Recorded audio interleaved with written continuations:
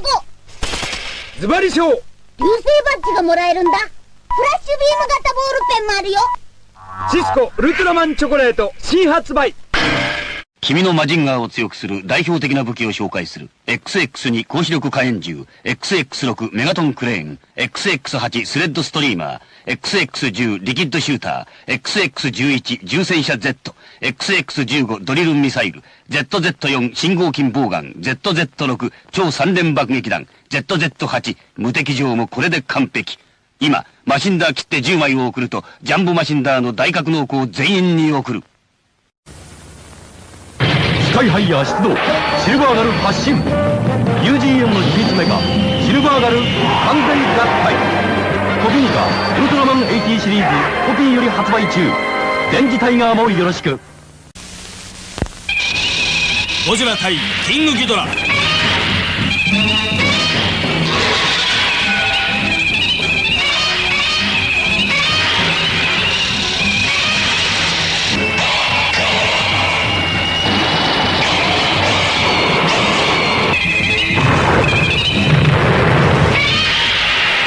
足型シール20枚で怪獣大図鑑がもらえるキングザウルスシリーズポピーより発売中。 Today on Collect All Monsters, we answer the question, where do they get those wonderful toys? That's right, we're back with another collector conundrum. This one is all about the elusive exclusives. Ikimashou!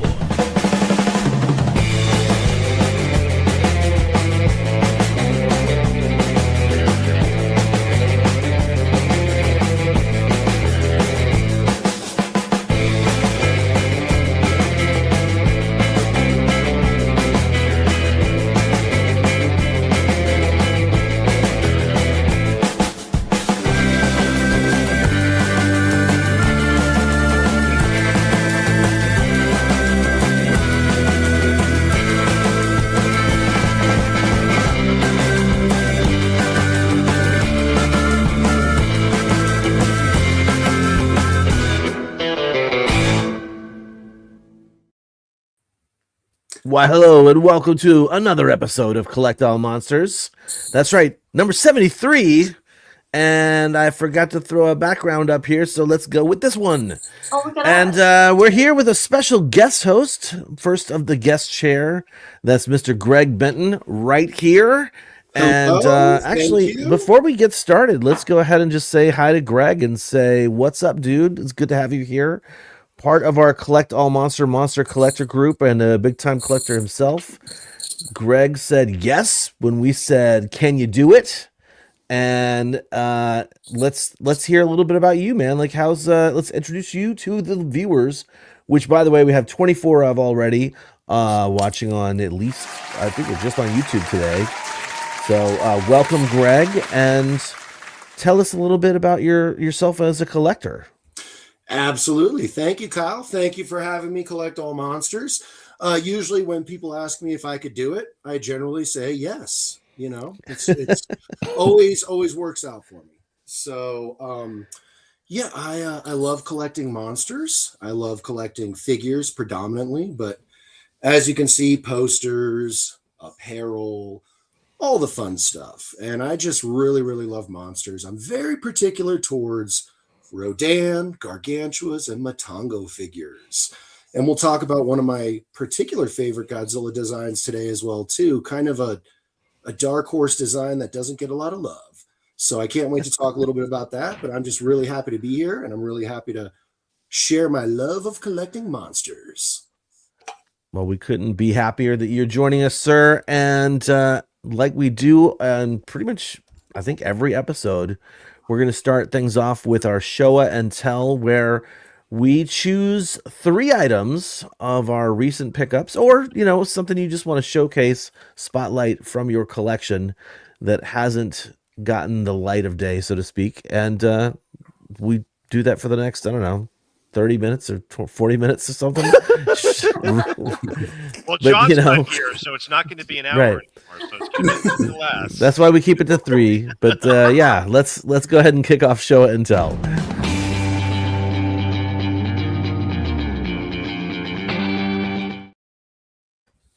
Mr. Chambers, show us what you got. What's going on, people? Welcome back to another edition of Collect All Monsters, February 2026 on Valentine's Day. So thank you for sharing your Valentine's Day with us. Fellas, I hope you got your woman something. Otherwise, that couch is your best friend tonight. or boyfriends. I hope, the guys, get theirs too. It's Valentine's Day. It's all about love, showing love to your significant other or... Oh yeah, that's going down tonight. We all adults here. We all know what's going down, but yeah, Winterfest just happened. Cool stuff coming out of that show, which we'll talk about. Of course, Bad Bunny got the world talking. Oh God, yeah, that was a great show. If you saw that, you know what I'm talking about. But yes, it was. But honestly, you know what? This is a rare occasion. It's like if you ask Christine, what is 2 + 2? I ain't got nothing. Wait, what? Are you serious? Seriously, I ain't got nothing. Like there was nothing really out there I really wanted, and saving money.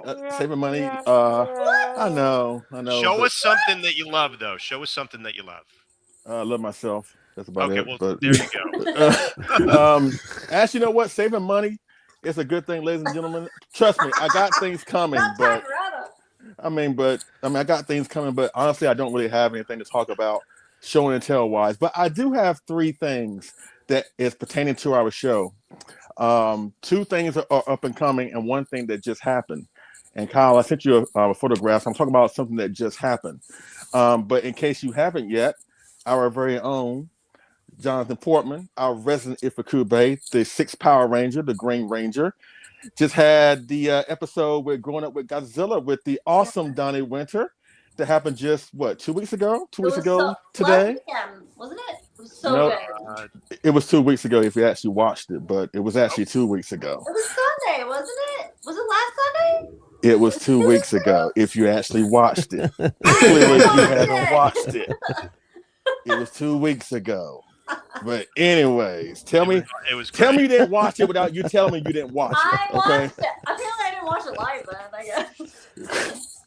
Christ almighty, Jesus, cut a mic. But anyways, like I was saying, it was the opening season, the first season of this new season of Going Up with Godzilla with Donnie Winter, and he's been doing that for the past few years, getting with collectors, even several here on Collect All Monsters, talking about their journey of growing up with Godzilla. So if you haven't checked it out yet, please check it out. It's a very, very fun episode, cool episode with our awesome producer.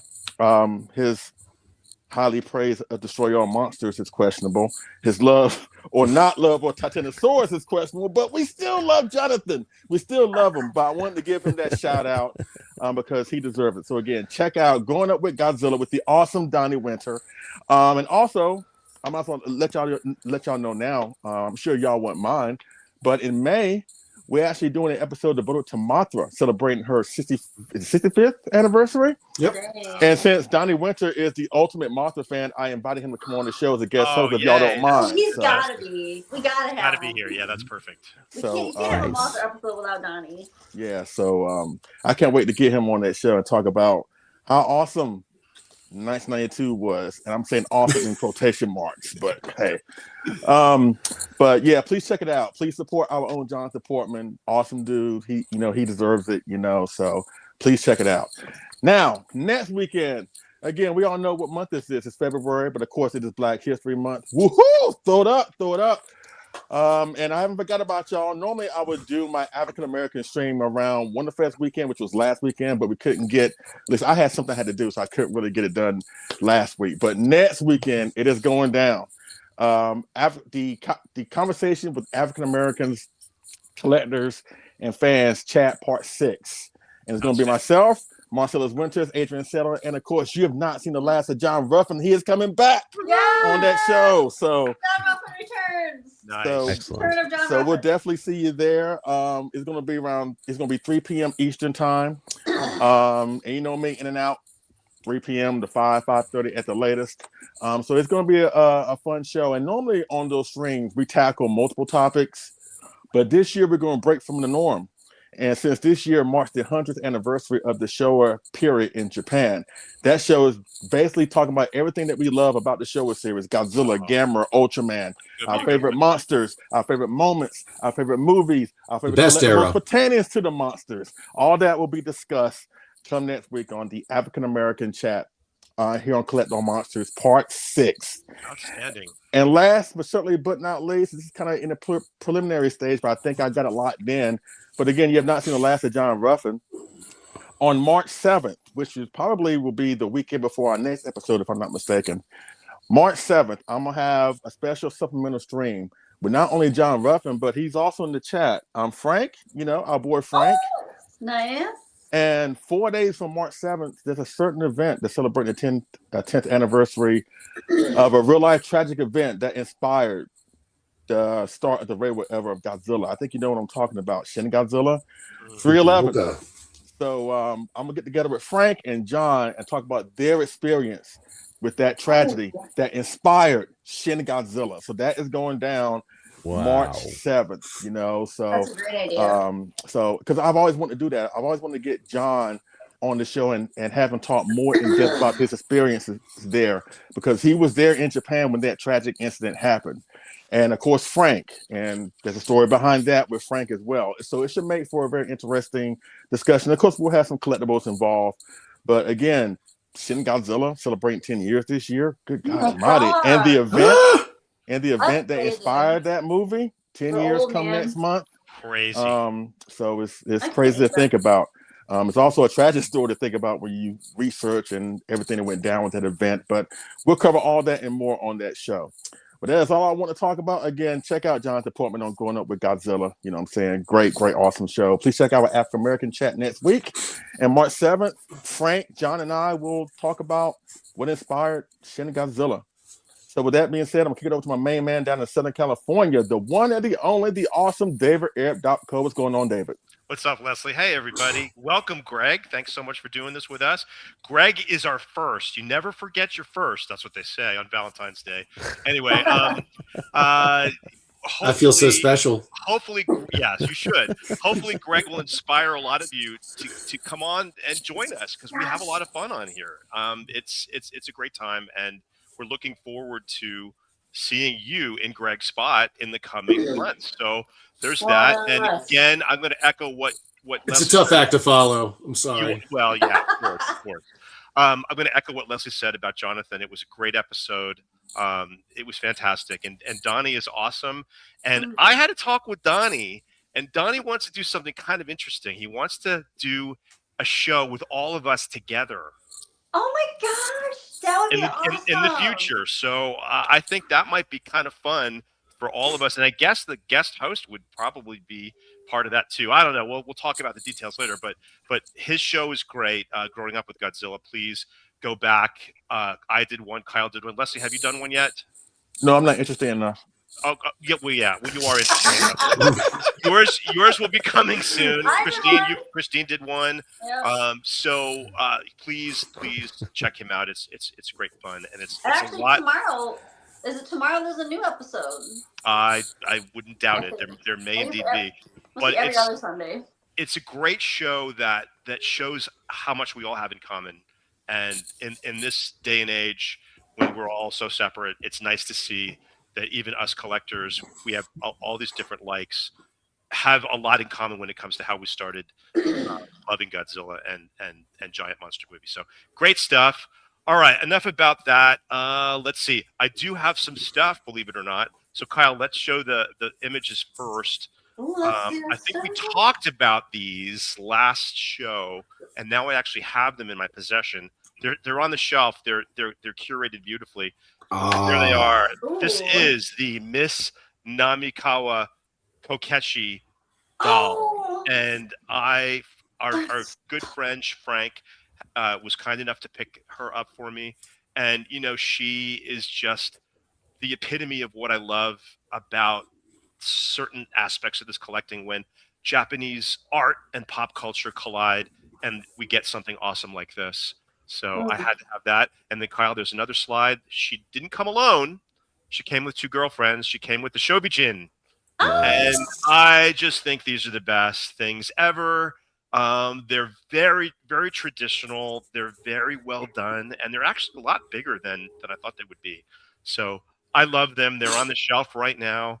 And thanks again, Frank, for for viewers who don't know, Kokeshi dolls are like old, very, very, very, very old toys in Japan. So you can still find the traditional ones everywhere. And really cheaply too. But like, yeah, these were amazing. Part of a Japanese traditional crafts versus Godzilla pop-up that happened. Love that. Just love that combination. Great. And as Kyle said, the Kokechi were traditionally the wood dolls, and they're very collectible, but you can find them actually here in the States in some antique stores, so they're very cool. All right, now, please stop me if I already showed this, but because Leslie loved it so much, I did pick up the, did I show this last week? Yes! Did I show it? I can't remember. If not, I'll show it real quick. It's the Kaiju Ichiban Godzillasaurus. Love it. Nice. Ichiban Kuji, sorry. From one of our favorite movies, Leslie, me and you anyway, Godzilla versus King Ghidorah. I like that movie. 1990, Greg too. See, Greg, there's a reason we have you on the show. A very underrepresented monster, and it's kind of like serendipitous that that's showing up when we have a new Godzillasaurus from the Godzilla -1. So love this. Very easy to get. Really great figure. I did a little extra paint on him, but it is so great. So great. Yeah, that's cool. And I know I didn't show this. This is from Creature Bazaar. Nice. This is the Saru Jirushi and Creature Bazaar release of the 1962 Glowy Godzilla. Love this colorway. I think that Creature Bazaar is hitting it out of the park lately with their releases. Mm-hmm. And one thing that they're doing right is they're making it accessible for a lot of people. They have enough to go around for people who want these things. They're pretty easy to get. So yeah, this is a great figure. And I have another colorway of this sculpt, but I just really love the big bulky glow green and blue dorsal plates. That's beautiful. Yeah, that's stunning. It actually came with an extra that I have back here. I don't know if you can see it. It's one of the lanterns. Yes. Oh, yes. Nice. I didn't even know that. I think the little light burned out already, but that's okay. Just a little extra that came. It was they got an amount of followers, and they gave some extras. Also, a little shopping bag that I'll be bringing with me on my next Kaiju Toy Safari trip. That came with it. So that's really cool. So hats off to them at Creature Bazaar. They're doing great stuff. All right. I think that's all I've got.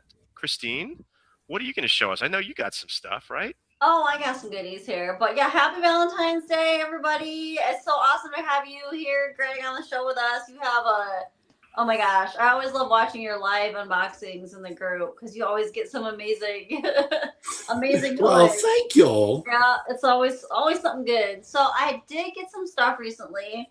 I don't know how to show it first. Okay, so this is super cute. I just got it this week. But the Nendoroid Shin Godzilla has been shipping out. Oh my gosh! And look how cute. So I'm not the biggest Shin Godzilla fan, right?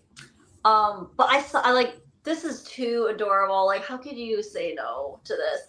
And the cool thing is, it comes with, you technically get like 2 figures in one, right? Because it comes with swappable parts. So you can change out like his dorsal plates, like the red color, his tail, it's like a purple tail in here. It came with his little atomic beam here and a little explosion thingy here and a swappable jaw. So you can have him, powering up, and it's super easy. You just, and the whole thing pulls apart. Like if you want to change the tail out, you pop it right off. If you want to put like the purple one on, but yeah, then you just rip his face apart. Rip his face apart. Look at this! What? Snap his little new jaw in, just like that, and then go right on here. Okay, so there's like a ball joint. When I have the open head on, like it barely can. Oh, see, his jaw fell off. I have a hard time. I think other people have mentioned like it's hard getting the open mouth to like go in the ball Mhm. joint here. But if you do it carefully and balance it. Did you guys see someone posted that figure in our group? It's hysterical, and they put the fire coming out of the other end. Oh my gosh! I'll try to find it and show you. It's atomic like the fart. funniest picture ever. And I was like, yeah, that's a way to do it. Yeah. That was really funny. I did see that one. Okay, next what I got is and I love this. Check out this awesome hoodie. Nice. It's from Nothing Gold Clothing. I think they have some left. So on their website. So they did an event. They had an event in LA, I want to say. Last month and the month before, where they showed Godzilla -1 and they had some merch for sale. So they had this hoodie. They had like a really cute t-shirt. And I think they're going to be doing another movie screening in a couple months. I really want to try and make it out for that. But I mean, this thing is just fantastic. Burning Godzilla. You can't beat that. So I just got this in. And then I'm going to show off one thing that's kind of like a theme for Valentine's Day, I got this, I want to say last year. Or maybe the year before. But the toy graph. Toy graph. Godzilla. Oh, that's a great one. He's got the heart. Like, this is perfect for Valentine's Day. So he's got a little perfect heart sprayed right on his chest. And I love toy graph. And somebody was selling this in one of the Facebook groups, and I had to snap that sucker up because he's one of the ones I didn't have. That's There's great. a lot I don't have, but I do have a decent amount. But I just love these things so much. Toy graph's a lot of fun. Wish they were still around because I really love the style and the colors and all that. This is like one of my top favorite lines, but it's hard to find them now. They're expensive. But I'm really glad that I have this one. So he's feeling the love of me here today on Valentine's Day. He don't know no better. Valentine's Day. Thank you guys. I found the image. Here's the image. Can you guys see? That's hilarious. Nice. And we can thank Quinn Allen for that. Our friend Quinn Allen from Oregon. The atomic That's a great way to display your Shin Godzilla. And yeah, love it. Very innovative. All right. So Greg, are you going to be showing us your 3? Is it? I got some goodies. Part of us. All right. Let's see what you got. You're always getting some good stuff. All right. Yeah. Well, and some of this stuff, I don't know. It's like it hasn't felt like worthy of a box day. So you haven't seen some of this stuff. I've posted pictures, but I don't know. Well, okay. Here we go. So first thing, I don't like Funko. I don't like Funko at all. I'm not a fan. I'm not a fan. So that's obviously a big hint as to what I'm about to show. Yeah. So there's a but. However, this is also a big hint as to something I'm going to talk about later in the show. I love Musuko Goji. And yes, sir. I kind of take a lot of pride in having every representation in toy form of Musuko Goji. So I had to get this Funko. It is cute, though. It is really cute. Oh, that's pretty cute. Yeah, that's adorable. Every once in a while, Funko does something that makes me go, "That's a win." Yeah, I really like the very true, Kyle. That's exactly how I feel. I would agree. Every once in a while, and this is like it's like a harder material than your typical. Oh, okay. Funko. Their style is getting better. Like the original Funkos were kind of but I like now that they're going in this kind of route. They're getting more. So, I agree. Sorry, Christine. I didn't mean to cut you off. Well, we all do. Who needs to cut you off? No. I love 67. I love figures that represent 67. I love you, man. And I have to for doing that. I have to collect all monsters from 1967. I have to do it. And I had to drop the title. And there we go. Yeah. There we go. And another, now this is a bit of a lead into a conundrum that I'm having too. With respect to collecting all monsters, I had to get this Sun Gut set with the neon. The neon set from Hakuba Gallery. Nice. Yeah. Neon colors. 1986 set, right? 1985 colors. Okay. Oh yes. Yeah. I love the pink. And that was fantastic. oh, the pink is so good with the blue It spray looks belly. so good with Manda. Wow. Yeah, and that's so. I buy these for the Rodans. I only collect the Rodans, and I have every single one of these freaking things, and they just keep making more and more and more colorways. Right. So my conundrum is: do I just keep buying them? Do I stop at some point? I think I'm on 13 or 14 of these, and then now. Yes, really? Of the Sun Guts I'm looking at them. They're all around my room. I'm looking at them right here. There's that many already. They can do the flight mode. I have them hanging from the ceiling. Yeah, you could have a squadron of Rodan. Are you talking about just Rodan? You have that many Rodans, or just figures in general? This Sun Guts Rodan. Are you serious? Literally, okay.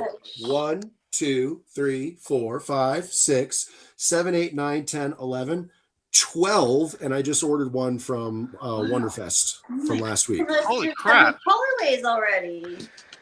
So my suggestion is always to take the same sculpt and line them up in a row. Well, so that's I have a row of them over there. Yeah. And then because they can do this cool flight gimmick, I have several of them flying around the room. That's awesome. Awesome.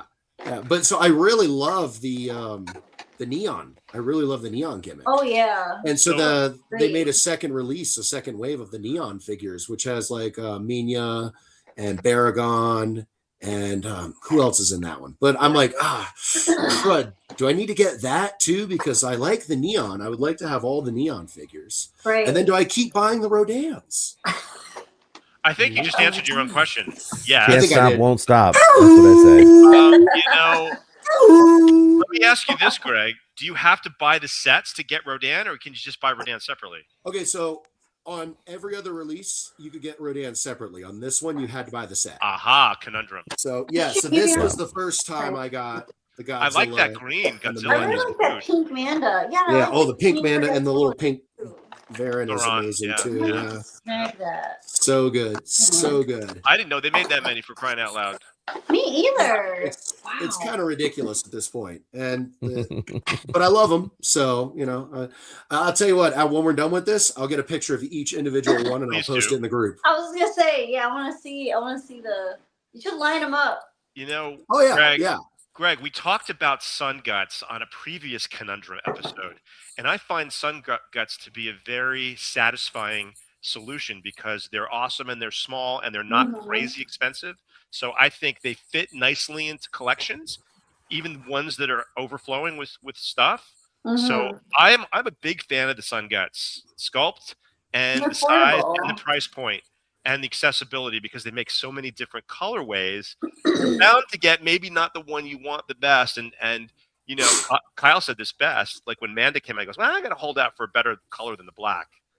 And I couldn't do it. I have the black one, but I do like the black one. But yeah, so there's your answer. So I'm a big fan of the Sun Guts. So I say keep going. Yeah, I think I'm gonna have to. I'm a big fan of the Sun Guts. Rodan's my favorite kaiju. So there and exactly. Wait, do it again. Do it again. Can you say it?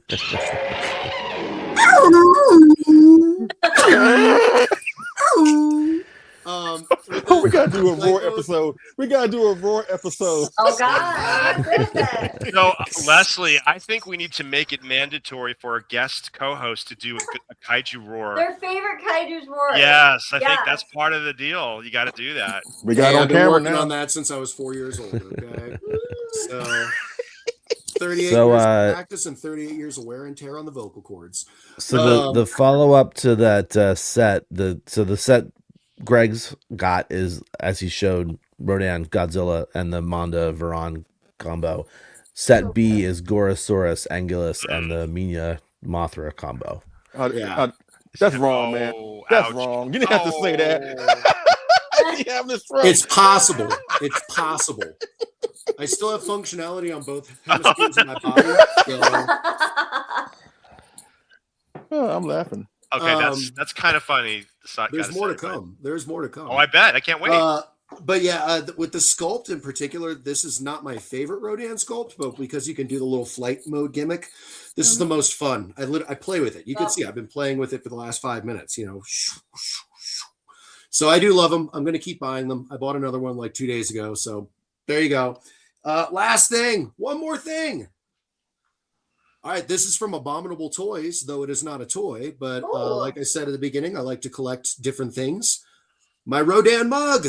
Oh, that's cool. Very cool. Good. Sick. Yeah. Nice. All of those mugs look awesome. Yeah, the, Abominable Toys made this. Sam Brown sent me the link. I bought it like last week, and it got here like 4 days later. It was very fast. Wow. Oh, okay. So, and I don't know if you could see this. Looks solid. 50 Oh, out of it's 68. numbered. Yes, I see it. Oh, Yeah. wow. I love it. Yeah. Yeah. 50 is a good number to have, right? Yeah. And it's the 64 plus Rodan, right? Not the original. Correct. Correct. Hey, Greg, Yeah. I gotta ask you a question. Yeah. How do you feel so far that he has not got a logo yet? Oh, I Don't think cuss it's an though. insult. Please don't cuss. But how I do you think feel it's about an that? insult. I think it's a disgrace. But I'm waiting for the day. I'm waiting for the day. However, I don't like the film. He did get a big budget Hollywood film in 2019. So, I'll take that. And he was the He was highlight of pretty that good. terrible film. He was The the best best part of that entrance. terrible film. He had the best Oh ending. no, my King God. Ghidorah was the highlight, but that's another story. But That's debatable. Best part of Honestly. waking up is Megan Euron in your cup. Yes. Yes. Do you really though? That's not original. That's not original. Greg actually said it, and I copied it because we talked about this already offline. So Yeah, I did post this in the group already. yes, you did. Yes, you It did. looks Yeah, I so know. nice. Wow. And Congrats, I don't dude. even drink coffee, but I had to have this cup. Is it So- ceramic? Yes. Yeah. It's very Yeah, nice. Nice. Like an artisan. Very cup. nice. Wow. I like a nice cup of tea from time to time. So here we go. congrats, dude. Yeah. Thank you very much. Thank you very much. And then just a quickie. But I was out and about today and I had to grab this. Oh, cool. Oh, that came out. Yeah. Yeah. Comic store? These Godzilla Marvel books have been a lot of fun, and I haven't bought comics in 2 decades, but this is actually having me buy comics again. So that's fun. Nice. Ham on the comics. There's like a ton of new ones coming out. Godzilla is being published by Marvel, DC, and IDW right now. And I Right, think that's crazy. mind blowing. Saturated. Yeah. Market. Yeah. I'm not collecting all those monsters. Well, that's okay. Yeah. I remember I actually used to get all the Godzilla comics when IDW first started doing them, and like then after a few years, I was like, I can't read all this stuff. But I had a huge comic box filled with nothing but the IDW Godzilla comics. And Wow. Okay.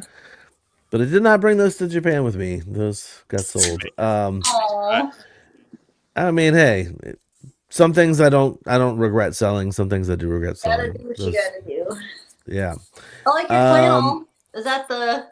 Yes, it is. Oh, Yes, it yeah, is. That came in nice. Wait. Yeah, there it is. Nice, This is all the right. middle of Beyond. Gotta get Not one. part of my show and tell officially. I love the Sneaking Octeal it in dorsal there. fin. Thank you. Also a big fan of I yeah. still need to get one of Oh, those. Yeah, we me love too. Octeal. Teal. I don't have one, believe it or not. Oh, I- David. I don't believe it, David. Unacceptable. Let's see. So we're only 33 minutes in here. I'm going to try not to take too long. I'm not going to show and tell this Mazinger Z that I just picked up for 9,000 yen. No, I'm not. I'm not The one going to show behind that. you? That's not part of. Yeah, I'm not going to show that off, Christine. The giant I'm not one going in to the show corner? off that reproduction You should. 24-inch tall Shogun Warriors / Jumbi Pope. I don't remember what they're called in Japan, but yeah. I will. What I will do is I'll start off with a little negative, and then we'll move into positive. So, I every once in a while I'll find something online. I'll be like, I'll just have to pre-order it because it's a GMK figure in this example. So CCP right? So they're in front of my M1 GMKs over here. There's a whole line of CCP mid-size GMK figures, and I have every one they've released, and they're all beautiful. And a long time ago, I got caught wind of a release from a company that I've never purchased through before, like a seller. And they're from Taiwan, and I don't know if I could bring up the picture quickly, but yep, here they are. And I go to my messages. It should be right there. All right, so I'm going to show off this photo. This is here's what I pre-ordered. Oh boy. So this pink GMK, So right? beautiful. Come on. Wow. Pretty. Gorgeous. There we go. Anyway, yes, very pretty. Wow. Pink lemonade style. I loved it. Beautiful. And because I'm collecting them all, I was like, yes, give it to me. And that was a long time ago. And after a while, I started kind of like reaching out and being like, hey, any updates on when this is going to be fulfilled? Because I think it was supposed to come out last year in the fourth quarter of the year. Oh. And well, yesterday I had a box day, and I was warned about this when they got it, but they said there was some issue with making the pink lemonade version, and so the new version just came out, and I just got it, and it's much less dynamic. It's kind of Is it gold and silver? Is that gold brown? with What like is it? it's gold with Silver. sort of like silver highlights, silver flames. I don't know, hot rod flames. It's cool, but it's nothing like what you ordered. Yeah, Oh, the pink silver, looks so nice. silver tribal tattoos on his legs. I don't know. All right, you said it. And I mean, I'm gonna keep it. It is a little yikes because I really wanted the hot pink thing, but Yeah. I mean, it still looks cool. it's probably I'm gonna put it up in the lineup and see how it looks. But Damn. Talk it's about it's misrepresentation. well, it's less misrepresentation because I mean, CCP basically was like, yeah, we can't do it for some reason. So I'm gonna keep it. Pink and gold dress. Does not look pink to me. Yeah. But I'm gonna keep it because I like having them. But to me, it's definitely we've brought it up every once in a while. Like, have you ever gotten a figure and like once you get it, you sort of like are like, eh.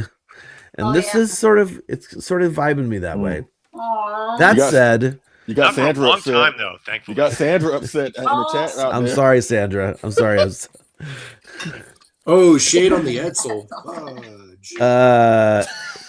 Regardless, that's I don't need to get a refund. It's not that bad. Oh my god.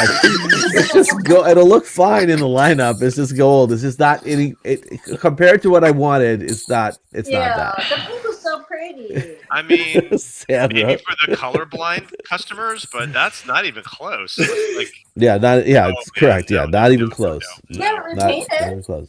You have a custom I piece. could, and I'm not. I mean, we'll see how it goes. I mean, I'll give it a thank you, Nathaniel. Thank you. We'll give it a nice test run in the lineup and see how it looks and see where it fits. But let's go ahead and move along because I don't need to be I don't want to, be negative all this show. So let's move into something that Greg and David have talked about. Sun Guts at Wonder Festival.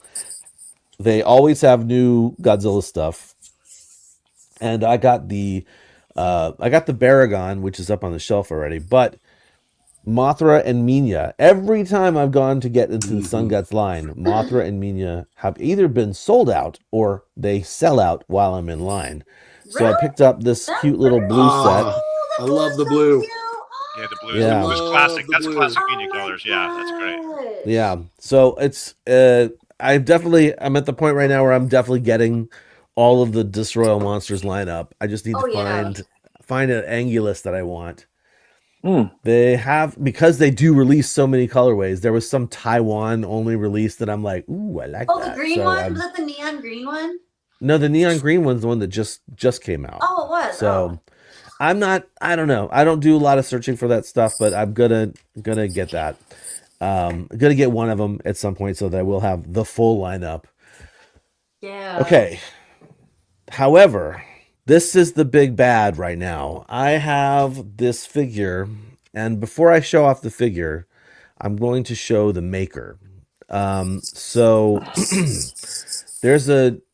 I'm not super duper into the independent soft vinyl stuff, and I primarily, not just primarily, I'm like 99.9% QGQ%, like collecting the Japanese licensed stuff. You know, if it's like Godzilla, Gamera, yada yada, that's what I get. I almost never even look at this other stuff. But this maker from China, his name's Boda, and here's his Instagram. Let me just scroll down so you can see some of his stuff. He has incredibly detailed, like, I don't know how it actually works for him to do these things. But they're basically like, they're not, none of them are licensed kaiju. They're all stuff he comes up with himself. Ooh. Wow. And they're phenomenally detailed, like really incredibly detailed. So let me get rid of that real quick because I'm going to make myself big because I got to be big to show this off.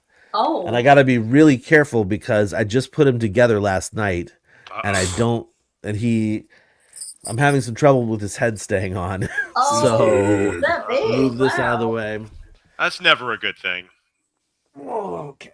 Look at What this. the actual hell? Gosh. What the actual hell? Massive. Whoa. Oh, Wow. Yeah. Oh my god. no. Is it like rainbow?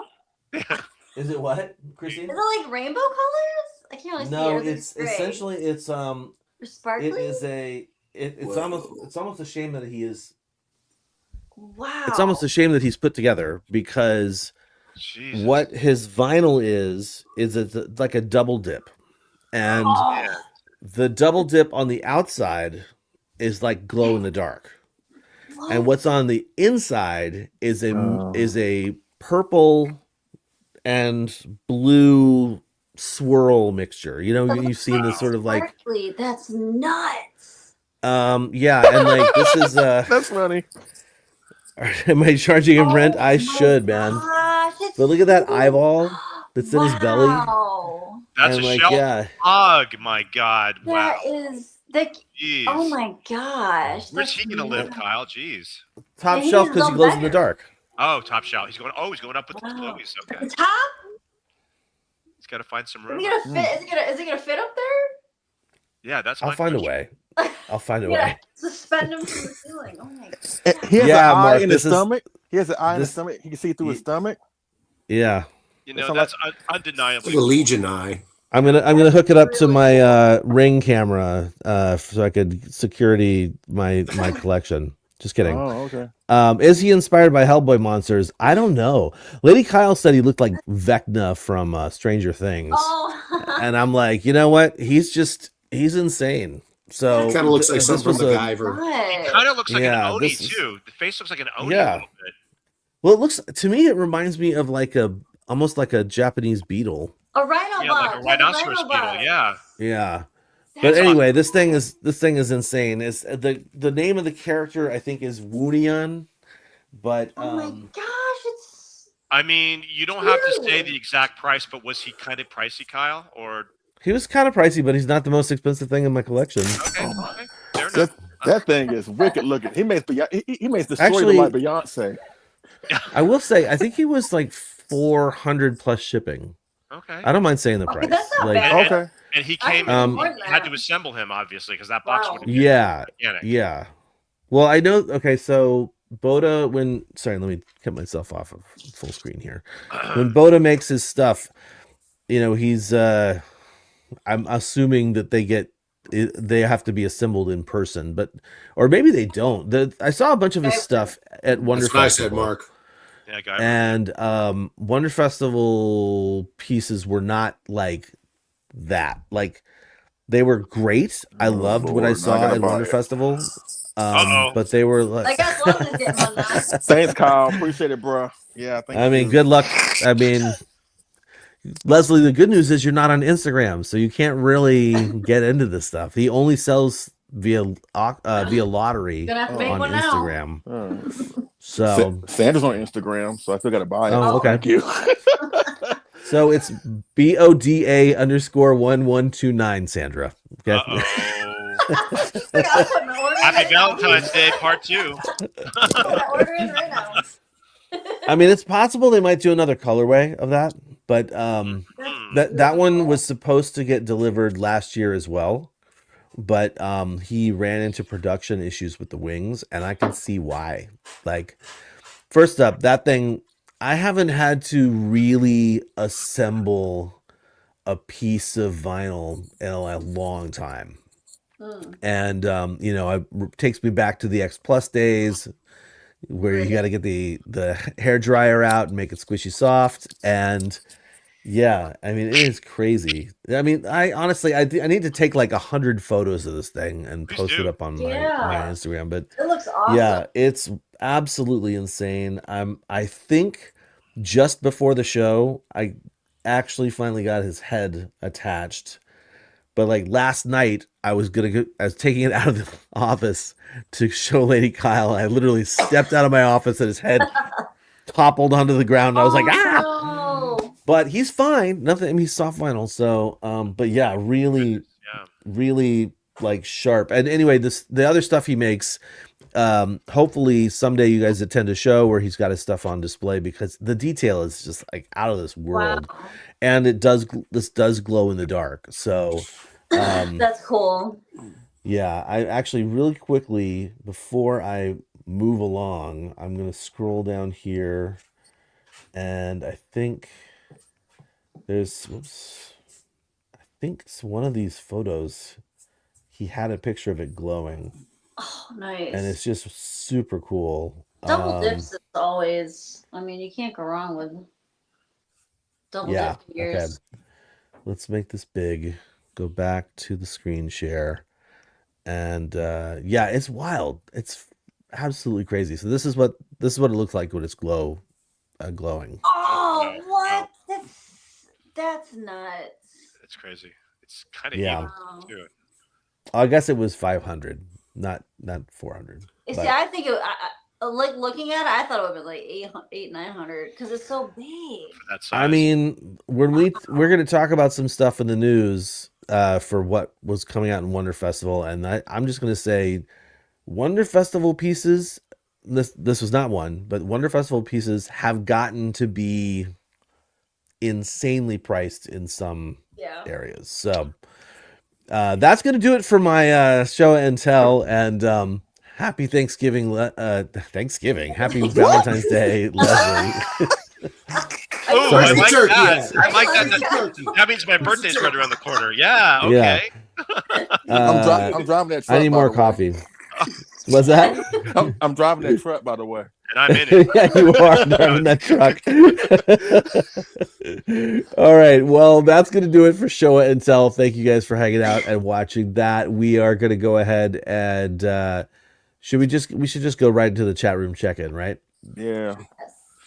All right. So, Jonathan Portman, if you are ready to go, I will let you run the chat highlight. And Mr. Chambers, if you are ready to go, I will let you run the call out. All right, let's do this. Okay, we got Frank. What's going on, dude? What's up, Frank? Helmy again. Watching from Nagoya. Helmy's also watching from somewhere in Japan. Wait, what? Yeah. Oh, really? Helmy in Japan? That's Helmy's shocking. in Yeah, Japan. shocker, right? Yeah. Isn't Here all he month. my house there now? Nathaniel Plummer, Mark Zilla, Larry Latham, Ray2D2, D Brooks. Let's see, Michael Hang, Toku Tim. Again, Nathaniel Plummer. Let's see who else. Frank again. Let's see. David Partridge. What's up, David? Of course, Sandra, again, thank you for the tomahawk. Can't wait to dig into that. And to you. Anyway, yeah, play that music, Jonathan. Play that music. Let's see. Keep it running. Keep it running for the whole chat room check-in now. Oh, it's going down. I can't begin to tell you. Let's see who else. That's why they call him GMK Lover.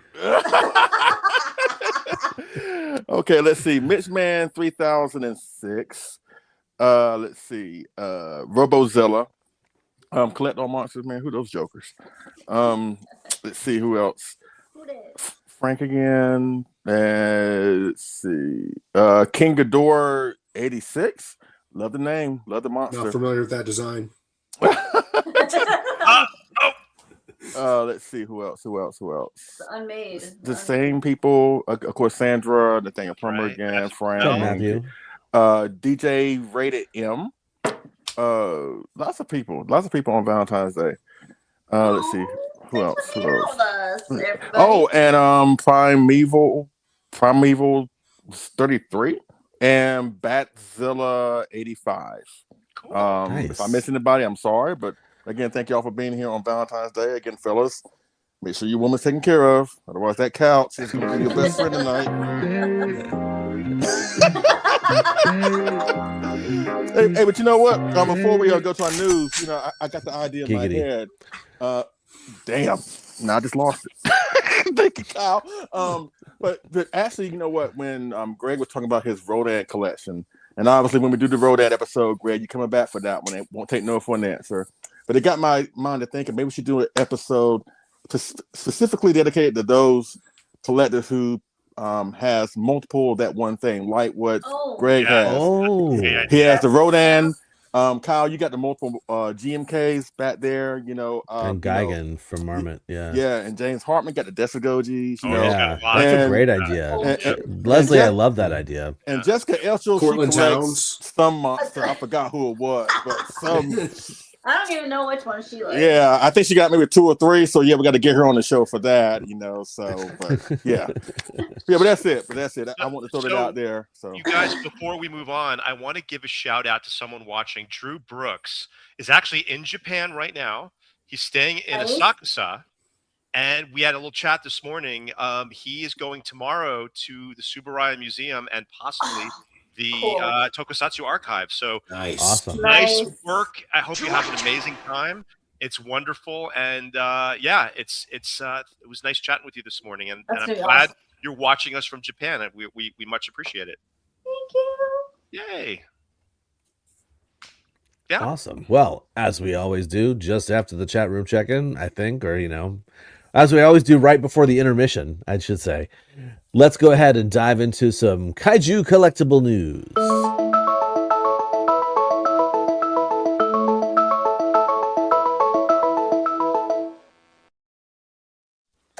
All right. Oh. Mr. Chambers, take us out. Yeah. Just when I lose faith in X Plus, they always come back with something that makes it a lot more interesting. And of course, again, I talked about earlier that this is the 10th anniversary of Shin Godzilla, so you kind of know that we're gonna get a lot of Shin this year, Yep. And this is the Godzilla, the S Plus Gigantic series, Awakening Shin Godzilla, the all purple edition, and this is gonna be a G Store exclusive. Now, this is the second time that they have done this. Now, this one's supposedly coming out, I believe in June, what the card says. But this is the second time they've done this, like an all purple Awakening Sin. I mean, I should know, Cry got it. But it came out on Godzilla Day or Godzilla festivities in 2020 during the height of the pandemic. And I remember a lot of people being upset that they tried to get one, and stuff happened and they couldn't get one. But now you get an opportunity to get this into your collection, because I've seen this figure because it's so rare. Now, granted, yes, S Plus has done gigantic Shins to death. They've done like 84 of them. But with this one in particular, this is the one that I've seen go upwards to like maybe $2,400, $2,500, $3,000 at the most. So hopefully it won't be that much, with the terror situation, trying to bring it over to the United States is a different story, but hopefully it won't be that much. So if you're a fan of Shin Godzilla, or if you're a fan of this particular figure of Godzilla, as well as it being on purple, all purple, please go after it. And the reason why I got it, because again, I thought I was done with Shin Godzilla back in 2020 when I did get it. But I had to get it because again, I love that figure. I love that sculpt, that figure. I love purple because I'm a huge Prince fan. So I had to get it. But yeah, if you're in the market of a gigantic Shin Godzilla, because they're also doing the standard one too, the all red. But I think between the two, the purple is the better one. I think the purple is the better one. But so is this going to be the U.S. Godzilla store too, or is it Japan? That I don't know. It just says on the cards the G Store exclusive. I mean, but probably Japan. Probably, but they might bring. You never know. You the never American know. Store, yeah. They think they're like U.S. Godzilla stores because like I said, I'm not really a Shin fan, but that is really tempting. Yeah, the only thing is that would give people pause is of course shipping it to get over here and the tariff situation. You know, that's the only thing that would give it, because this figure's already going to be expensive enough. Because the box is going to be so big because of its tail being so big, right? And it's a bulky gigantic. So you have to worry about the shipping, you know. But again, you'll cross that bridge when you come to it. There are ways to get things over here. You know, you have to figure out how you can do it. But here's your golden opportunity to get it for not $3,000. So hopefully good luck to people who are trying doing that. Frank said that purple really pops. Like that's true. Like seeing it there at the show, it was one of those times where I was like, "Oh, why haven't they been doing the purple this way the whole time that they've been doing the purple glow? Because it's gorgeous." Yeah. Like I said, I got it because I'm a Prince fan. So hopefully Prince is happy up in heaven with this purple rain. So, you know. Yeah. But anyways, that's all I want to talk about my new segment. David, what about you? All right, so yeah, we were kind of focusing this show and tell this news item on items from. Oh yeah, thank you, David. I am lucky enough to have actually gotten one of these. It's not in my possession yet, but it's on its way. Thanks to our good friend Frank, who picked this set up for me. I was in love with it ever since I saw Kyle's, a different colorway he has. I like this colorway. Of course, it's one of the best scenes in the film that many of us love. Where in the best film, yeah, that's Rodan being captured in Washikazawa in the mountains and taken up to Planet X. Now, and, I just thought it was cute and small. It'll fit perfectly into my collection. And there's Godzilla getting lifted up from Lake Myojin. I need to get another one. Great scene. I need it too. And Monster Zero fans, you know, this is the second, I believe, Kyle, if I'm not mistaken, the second colorway of this set. Yeah. I think it's like it might be the third. It might be fourth, the third, I think. So yeah. good news for people who want I this. like this maybe color. they'll do more colorways in the future. Oh, and here's just I a really like the colors. image that I found of the a masked out little Rodan and Godzilla set. So I think they're adorable. They're so cute, and I can't wait to have squeeze him somewhere in my collection. And again, small figures are where it's at now for me, because that we'll talk about that later in the Conundrums section. Mm-hmm. But now, it's great. Yes, sir. That's me. This set because I remember someone, Kyle, when you got my set, the beam you had to buy separate. Remember, it was the hammer. Yeah. So does this now come? I think I'm assuming it comes with the beam, if I'm not mistaken. I don't know. I didn't actually go to to see. Uh-oh. Yeah, that's the problem is they sell that separate.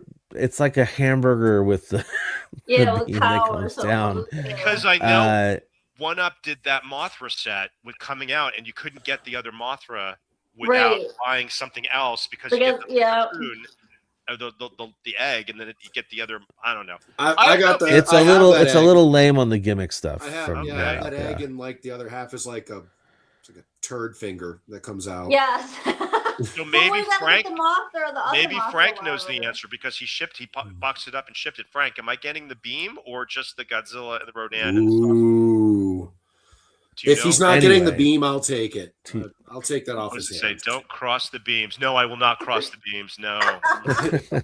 No, I hope I think the damn beams. What happened last time is that when One Up had when they first released them, I know that after the show, because number one, they will never sell this stuff on their website. The Godzilla stuff is only for Wonder Festival, but because the hamburger UFO, whatever you want to call it, was a non-licensed item. Like they did put that on their website. So I remember back when they first released it, someone was like upset that they didn't get the beam. And so we can, if you didn't get the beam with it, then we can figure something out. But if Frank got it, it's okay. I'm not mad if I don't get the beam. It's fine. I just like the figures and I like the saucer. I mean, I think he should put it with it at the show. Hopefully. I don't know. He really should. I guess we'll find out in a couple of days because it's on its way. So yeah, let us know when you get it. meaning like One Up should do that. That should be. Yes. It was not part of the set. Oh no! He says he got you though. Got you. Oh, go Frank! That's why we love. You got the we beam. love Frank. Frank is my favorite. Technically, you could make a different one on your own and be like make it a little more screen accurate. Yeah, beat somebody you know up and what? take that beam. That's a challenge. I might do something in addition to having the beam because maybe like a little lightning kind of effect. I'll see what I can do. I'll see what I can do. Excellent. Well, that's all I got. I wish they would sell it two saucers with the two figures. Yeah, that would be perfection, but I guess we can just switch them out. I gotta get another set now. I want another set, and I guess I need another hamburger. Here we go. Yeah, every time I go up to my collection and I'm like putting something in the same area that those figures are, I'm like, well, now Godzilla's gonna be taken up by the. Anyway, that's what I showcased. There's so many cool things that I saw. But I figured I'd choose this one because it's something that I'm actually going to have in my hands. Yeah, that's awesome. Yeah, me that's too. Awesome. Thanks, everybody. Thank you. And Christine, what are you going to highlight from this past Wonderfest, Winter Wonderfest? Oh, there's a lot of good stuff. Of course, every year there's a lot of good stuff. But there's this newer company that's been listing stuff lately, which is Retro Future. And so they had a couple different Godzillas before. I don't know if you guys remember, like the Christmas one, and there was the red one. But they got me with the blue. Oh, the blue one. Yeah, that's pretty cool. I think it looks so beautiful. But it's expensive. It's a little pricey. It was what, 800,000 yen at the show. So what, like $600 probably. But it's a big figure. These are big figures. I don't have one. I didn't win one. I believe this one was a lottery. But the blue I think just looks so fantastic on it. It literally looks like it's glowing. But I really like this company is producing some massive. Oh, Kyle, that's right. Helmies, right? It's Helmies. Oh, see. Yeah, Helmies. Yeah. Congrats, Helmy said there's only 12 pieces if you remember correctly. Wow. Helmy told me to go ahead and send that one to me. No, I think he said me for. Helmy told me to go ahead and open it up, start playing with it. Helmy's just that cool of a guy. We're gonna pass it around. What's the name of that company, Christine? What do you remember? Retro Future. So Retro 5. Future. Okay. And they had a destroyer. Like you can find them. I will go look them up on Instagram. But they have massive destroyer in a Shin Godzilla, which was insane. Like that sucker is. I'm going to talk about the Shin Godzilla later. Oh, I'm sorry. Okay. Well, okay. The destroyer. Shut up, Christine. Jeez. Something good. Oh God. Go to their Instagram and check out the. What's up, Peter? Peter! Hey. Check out the destroyer that they had because man, that thing looks so cool. It was expensive. Do you remember how much the destroyer was? Oh, that was like this was 770,000 yen. Woof. Wow. Where's that? That's for the Mazda, ain't it? Yeah. Thank you. It looks Cha-ching. so Only a little cheaper than my house. Yeah. Oh, that gets a double cha-ching. Well, congrats, Helmy. I'm glad you got this one because it's so beautiful. Helmy gets everything. Yeah. Helmy had the lotteries though, man. It's sort of like the lotteries are sort of a newer thing for Wonder Festival. They're not totally new because, as Christine knows, Neo Player One was doing some lotteries last year or the year before, I think. But yeah, the Frank says his minivan costs less. Yeah, it is. It is. That the destroyer was $5,000. Wow. It looks so good though. Well, shit. Shoot, it should. Dang. Demonetized. But this is really cool. I really like this company. They're expensive, but the stuff they're Y'all putting thought out it'd be is me. nice. That's ridiculous. Come on now. I don't. It better look good for. Oh, wait till you see it, David. No, it looks dang good. I don't need to And see it it. was like a clear. Was it like? I think it was like a. It looked in the pictures like it was like a clear. Yeah. the food. There is definitely some clear on it. It's going to be $10,000 a week after it comes out. My gosh. Yeah, arms and chest and spines are definitely cast and clear, Nice. and then painted black on the outside, and painted with silver or metallic blue on the inside. It is a beautiful piece for sure. Hot take: the face is terrible. Oh, the face.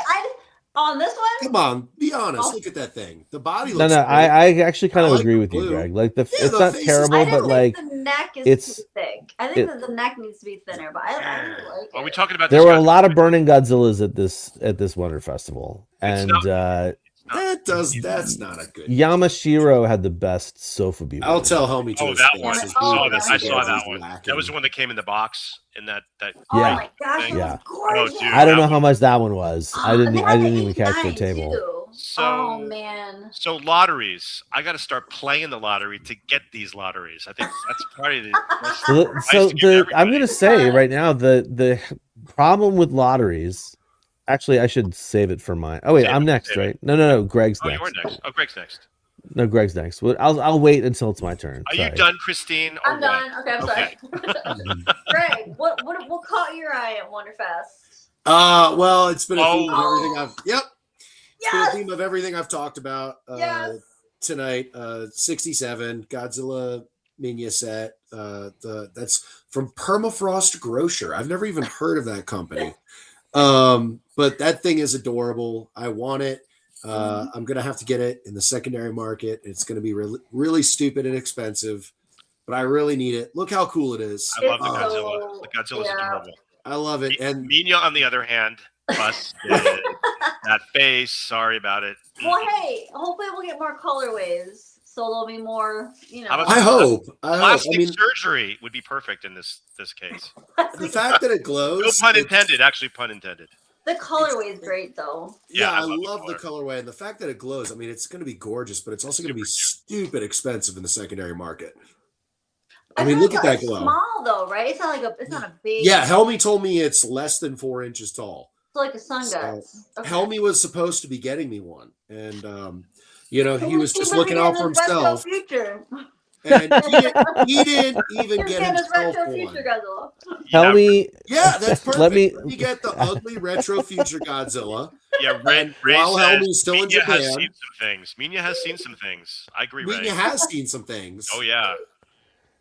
There was I mean, another when Minya you- figure there that like he actually looked like he was seeing things at the moment. Oh, really? I don't know if you guys saw that one. Hey, when your first view into this world is Kamacuras coming at you, I mean, come on. He got a point. He got a point. He got dragged through the Soul Gale jungle on his face. I mean, he had to think, is that my mom? What the hell? It was either Kamacuras or Beverly Maeda, Oh, okay. Well, that's very different, Beauty is in the eye of the beholder. Yes, it is. But no, this thing is beautiful, and I will have it. I'm going to find it. This kind of goes into a collecting conundrum that we'll talk about in a little bit. But this is going to be hard to find. This is not going to be easy. Which I'm surprised. Unless it had a low run because it's sold out. So you think that there's a lot of, resellers.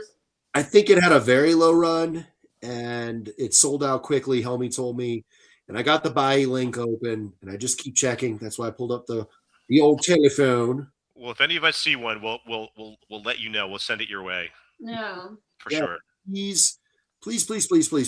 I want this thing very, very badly. And my credibility as a Musuko Goji collector kind of depends on me getting this thing. Oh. Oh. Ouch. I need On the it. line. I need it. On the line. I said it earlier. I heard they're gonna kick you out of the club if you don't get this figure. Right? And it's a very exclusive club. There's only 2 of us. Okay.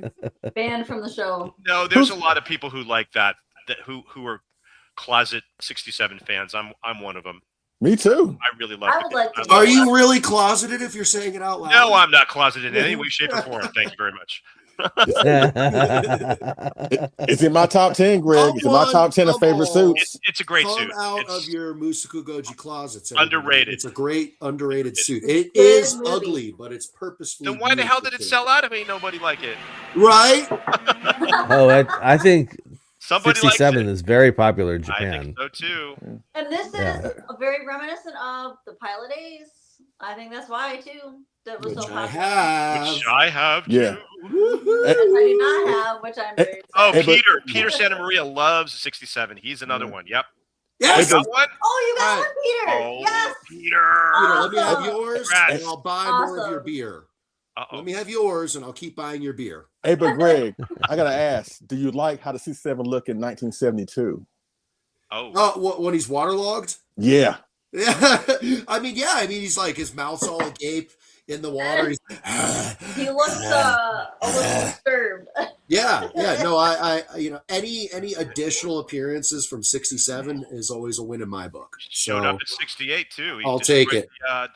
The United Nations too. Yeah. No. He's had his. Nah, that's 66. That was 66. Oh, that was a 66. That was, yeah. Yeah, that was That's the 66. Daisensu Goji. Well, shut my mouth wide open. Yeah. I would take this. I love Gid. I absolutely love Gid, but I would take this non-glowing. Gid is good. I just want the sculpt. You know, there's a pink one in existence too, right? You know that, right? Of this thing? Yes. So what? Since when? Yes. Jesus. All Since, right. I don't know. I saw it Oh, the there's other a day. pink one. That's Pink right. one. It's Yeah. on their. I think it's on their Instagram account. The Yeah. permafrost. Yeah. But I don't know if that was a Graham, all right, I'm release, going if on- that was like a custom. There's a pink one. Tell my wife she has to go on the Instagram and buy me something. Oh. I do remember seeing the pink one, but I The don't know, pink was that might like- even be better with my 67. It Oh, might be. no, It might be. Yeah, I totally. We'll see if we that can was find a like the same- photo of it for you because I it's. remember if the I pink I one just was- came across that the I other love day. y'all. I love y'all. That just Wait, made me was the feel pink better. one actually sold at an event, or was that just like a? We don't know. A sample? I just saw it. I I just thought saw it it. was a sample. 'Cause I had never seen it anywhere except for. Yeah, that's right. Oh yeah, Wonder Festival 2025 summer. Not a glow. Oh, Yeah. not glow.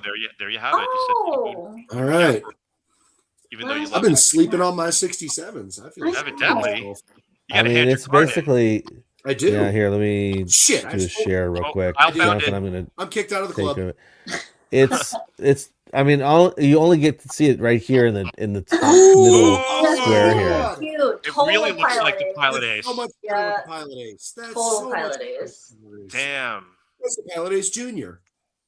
It is. So that was last. I don't even remember seeing that. Oh, Peter. Yeah. Bonus, right? All right, Jonathan, you can. Oh wait, can I do this? Add screen. Wow, now I took Christine off. Hey! Oh! Why can't you do that Sorry. to Leslie? Quiet, Leslie. Oh, Okay, So good. Okay, So fine. good. I have Yeah. more charisma than Well, her. fingers crossed that need you can it. find this one, I need it. Greg, Y'all send because I me mean the Now you it's got two to definitely the link. got two chances. they to should get make it. more. Yes. Put it out there. Start posting it. Well, Searching now for all of Yeah. our viewers know that you want one, so they probably want one too, though. That's the problem. Well, I deserve it more. it. You need it. You need it for all I of need us. it more. I deserve it more, and I have the Kaiju Spear figures to Jar prove for it Greg all. and David. I didn't. I know. I It said it. was just Ah. partial. All right, got it. I said it in full. A big enough jar for it. Oh, Ooh. Oh my God, Greg, did you see that someone Mandarake did put one of those up for sale on the website? What? Right now?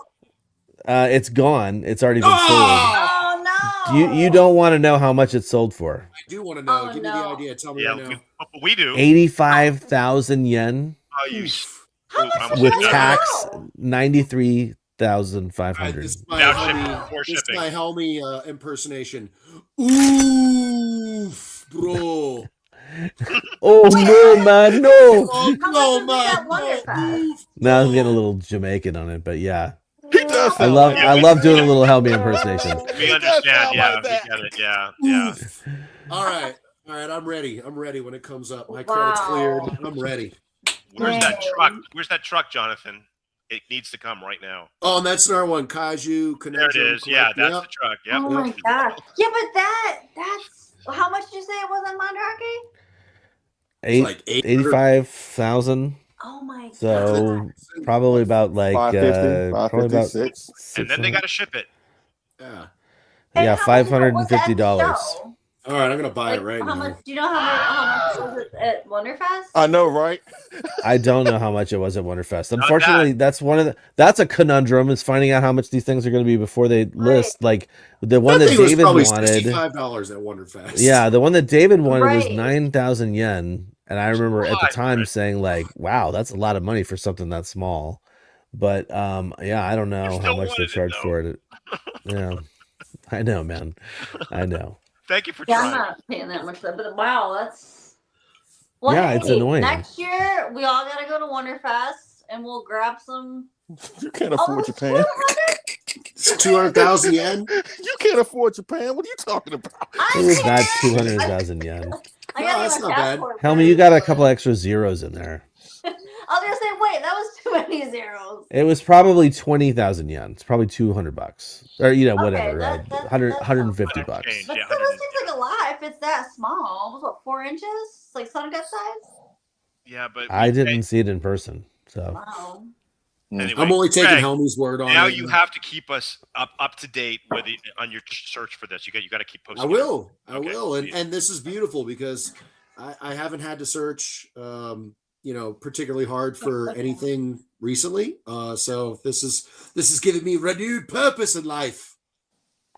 All right. a new grail has We'll check my entered keep your an eye Yeah, on my let's Mandrake enter too this then, I team. guess.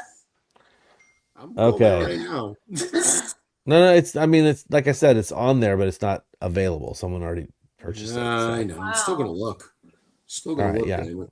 Yeah, then Okay. you looked at another one. Well, let's move along to something absolutely ridiculous. It's a retro future episode.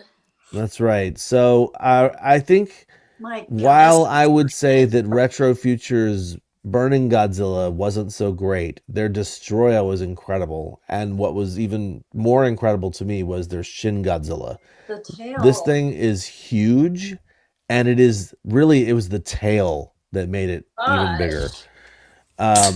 This was basically being sold. Let me do the conversion on this for you guys. Wow. This was Helmy, was it 220,000 yen?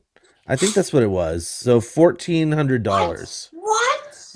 Yeah. Now this is another one of those crazy double dipped So figures. cool, though. I So love when you that. look at whatever's red on this figure was actually red on the inside and clear on the outside.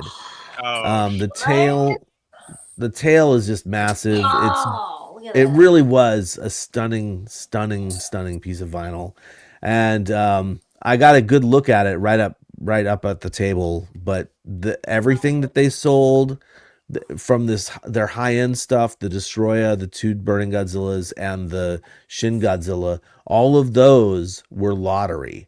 So you had to go get a ticket, and then you had to come back to the table. And they would sit there and they would call out a number, and you'd be like, nope, that's not me. Nope, that's not me. Nope, that's not me. Over and over again. So, that's what I will say is I don't like that for Wonder Festival, because if you sit there for half an hour to 45 minutes to an hour plus waiting for your number to be called and you never get called, think about all the other purchasing you could have done during that time. That's true. So what's that? Like, why don't I'm surprised they don't have you sign up and then they text you if you want. That would require a lot of forethought. And no, it's not like getting a restaurant reservation, Christine. It's a yeah. Hey, number 27 is ready. I think it's actually, Neo Player One did that at their gallery event, right? So you'd sign up, and then they would you'd check your email at a certain time, and if you won, then they would email you. But that again was at a gallery event. Mm-hmm. This is Wonder Festival, where chaos ensues. Thicker than a Snicker is what Frank says about this figure. It is stunning, and I think the deal is that if they end up making more of these, this is just a guess, educated guess on my part.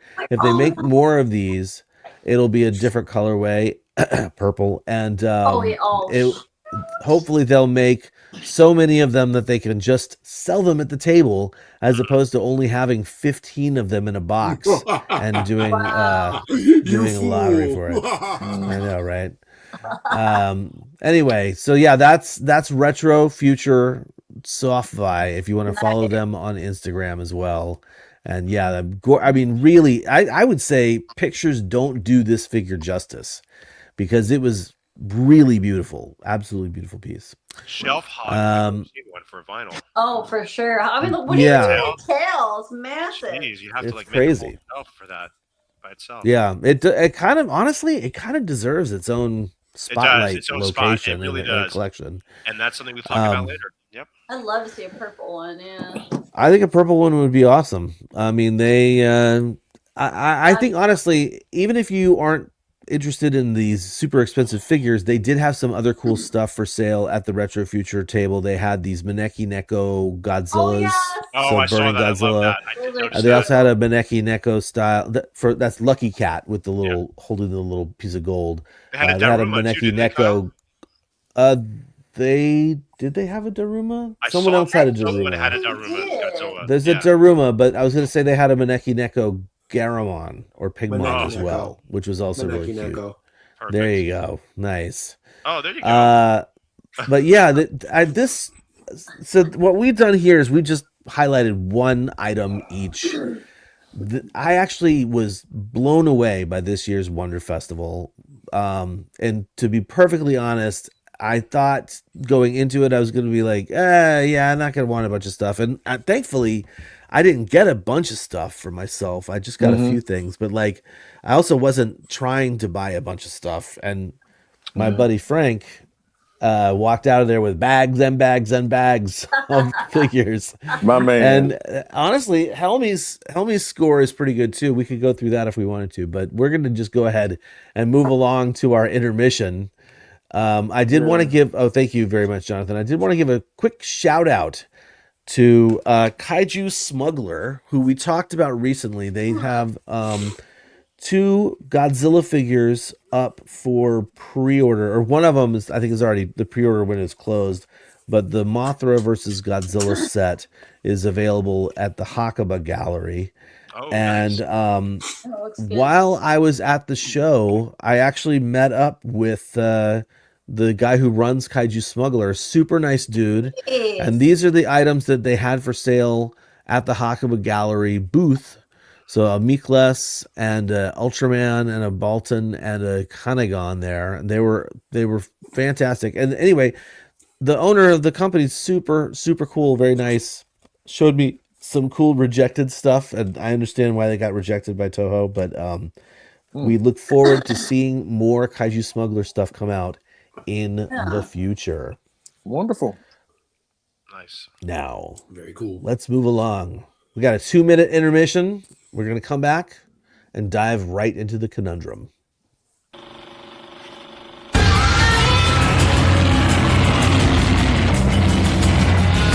Godzilla versus his enemies of destruction, the king of all monsters, against the baddest beasts of all time, Rodan, Mothra, Ghidra, Mecha-Ghidra, and Mecha-Godzilla. It's an eye-flashing, tail-whipping, building-bashing Godzilla war, and only the strong survive. Godzilla rules!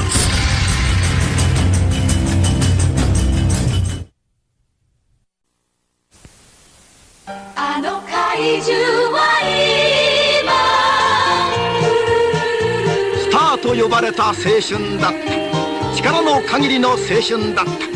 時は過ぎゆく、時代は変わる。それでも僕らは生きてゆく。広い社会の片隅でつつましやかに生きてゆく。さあ送ってください、君の傑作写真を。バンダイウルトラ怪獣大変身コンテスト。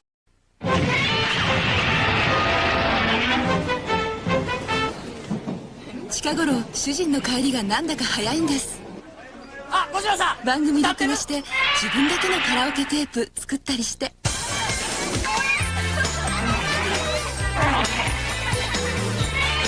本全国つつららら、今度は歌える G ビデオラララ。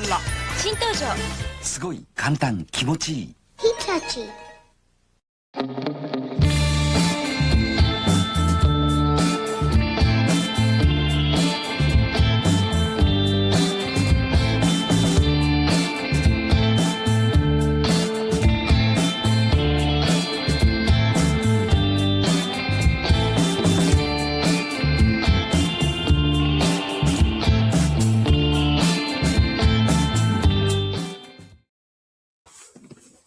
Welcome back.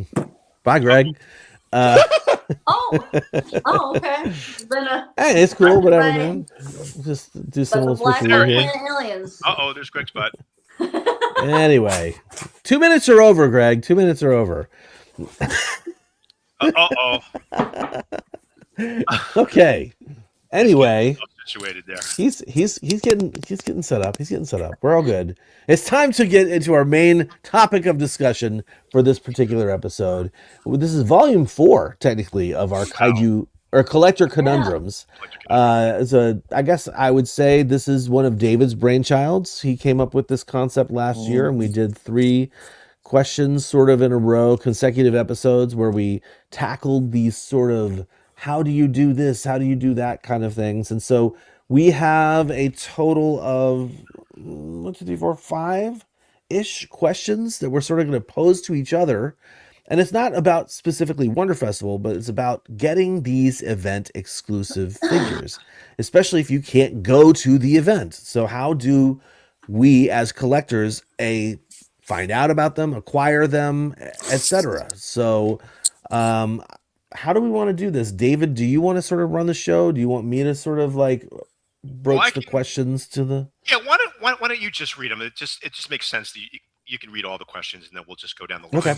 And you guys in the chat room, please, we'd like to hear your responses to these questions too, because these are honest questions that I have that I go through like on a daily basis, really, when I'm searching for these things. So we're all familiar with these shows: Super Festival, Wonder Festival. What's another one here?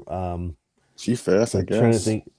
Yeah, G-Fest even, but like even here in Japan, there's like Monster Palooza, Designer Con, and almost every single show these days will have some sort of exclusive. And it, shows like Wonder Festival, as we were just showing off, it's almost nothing but exclusives. Super Festival has the same kind of thing going on. There's another show here that I'm trying to remember in my head that I'm unfortunately not remembering, but Daikon. It's the same thing. What's that? Daikon? No, I never went to any of the Daikons here, but I mean, essentially, they're here in Japan. They get a 1-day license for some of these things where they're able to sell them, and not even just Godzilla stuff, even independent stuff. Sometimes you can only get it there at the show that day. So it's actually kind of like interesting. Pop-ups are a great example too, Christine. Yeah. So like Marathon does a lot of pop-ups where you can only get one colorway of this one thing by entering a lottery and then getting your number pulled and then going directly to that event and getting it directly from them. So there's all sorts of ways that these are released, but they are exclusives, and that it's not just Sofubi, because a lot of these kits from Wonder Festival are, and the other one that for some reason its name is escaping me, but I'll probably just yell it out randomly while we're talking. But they get these licenses to just do something on one day, and then how do you get one of these kits the day after and beyond? I couldn't tell you sometimes. So I guess what we'll do is I think I've exhausted the actual premise of this. So I would just ask everybody here, when an event is approaching, like Wonder Festival or Designer Con or any of these, how do you personally, we'll go one by one around the room basically, and it'll be in this order, clockwise for those who are keeping track.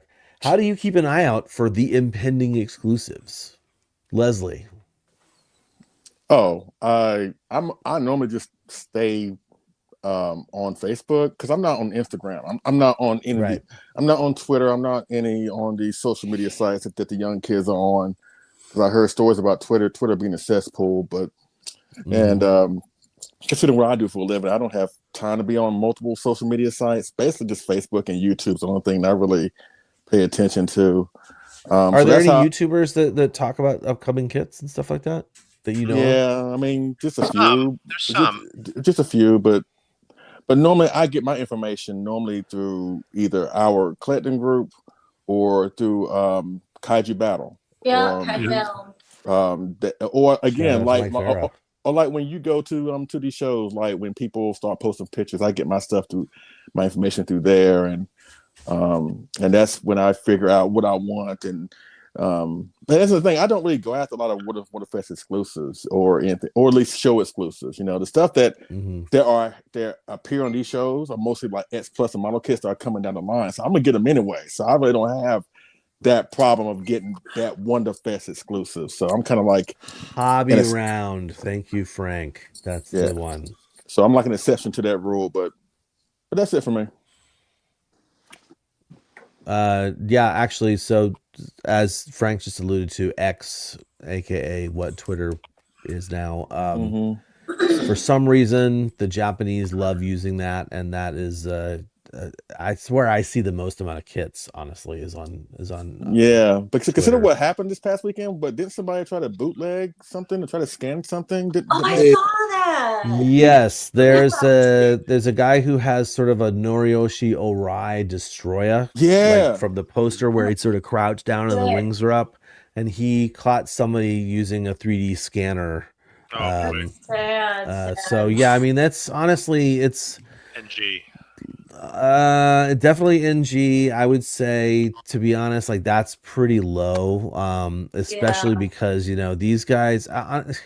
I'm going to say this in defense of most of the high prices. I would say the people that are making these kits, they're not making them to get rich. They are making them because they love doing it. That's actually one of the things I love about Wonder Festival, is that it is really, it showcases a love for creating, a love for sculpting, and a love for making something awesome. And yeah, for someone to come in and like try and like scan something so that they can rip it off is pretty shady. And that's I'm surprised nobody finger stopped to it. that activity. I'm surprised nobody was there to stop it, because when I went to Japan, and we were at the Tamashi Nation store, right?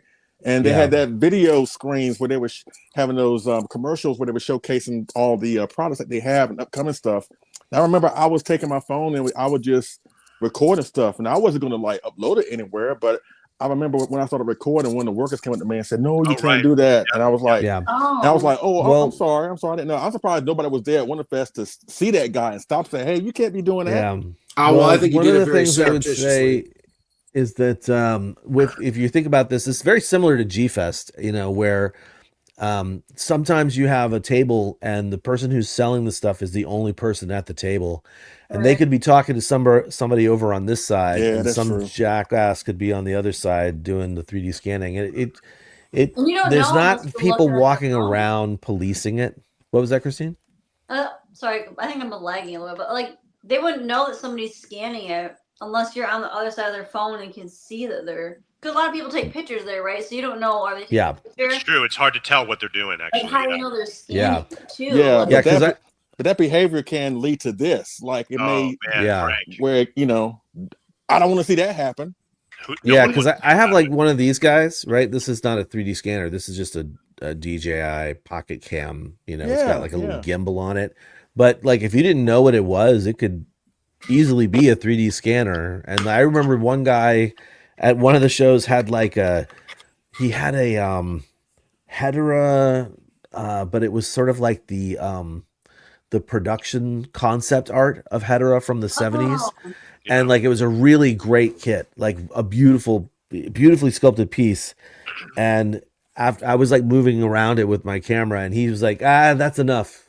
you know, and I was like, okay, yeah, no problem. But Yeah.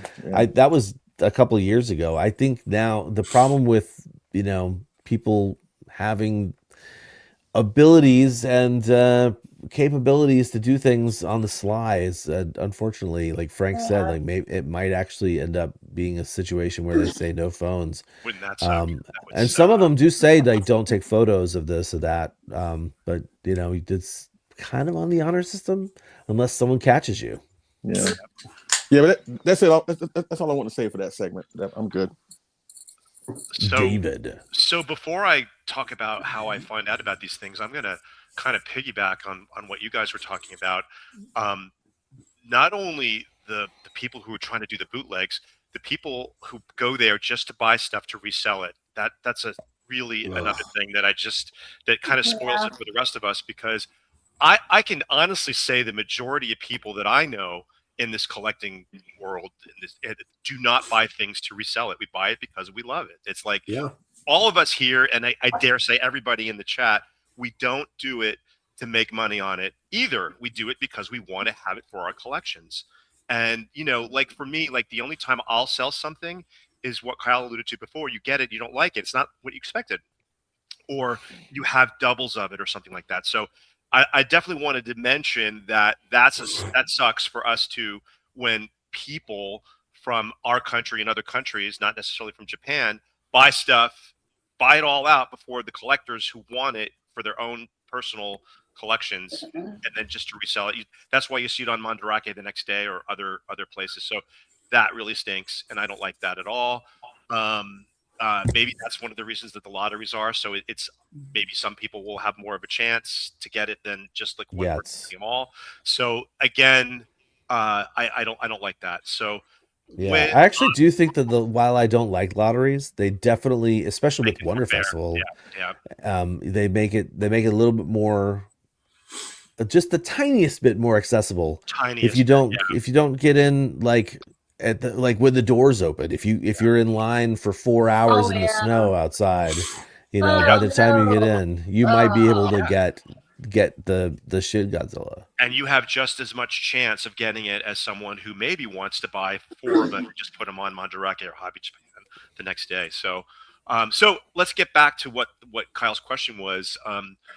I used to belong to X, aka Twitter, and I left it when all the like when Leslie said, it went really downhill, over the last year or so. But that is where there was like tons and tons of Wonderfest stuff and show information.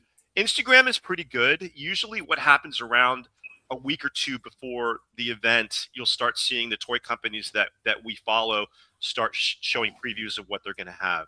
So Instagram is pretty good, and then like Mike Farah is amazing for his info, and we always appreciate his contribution to our group, and thank you for posting there.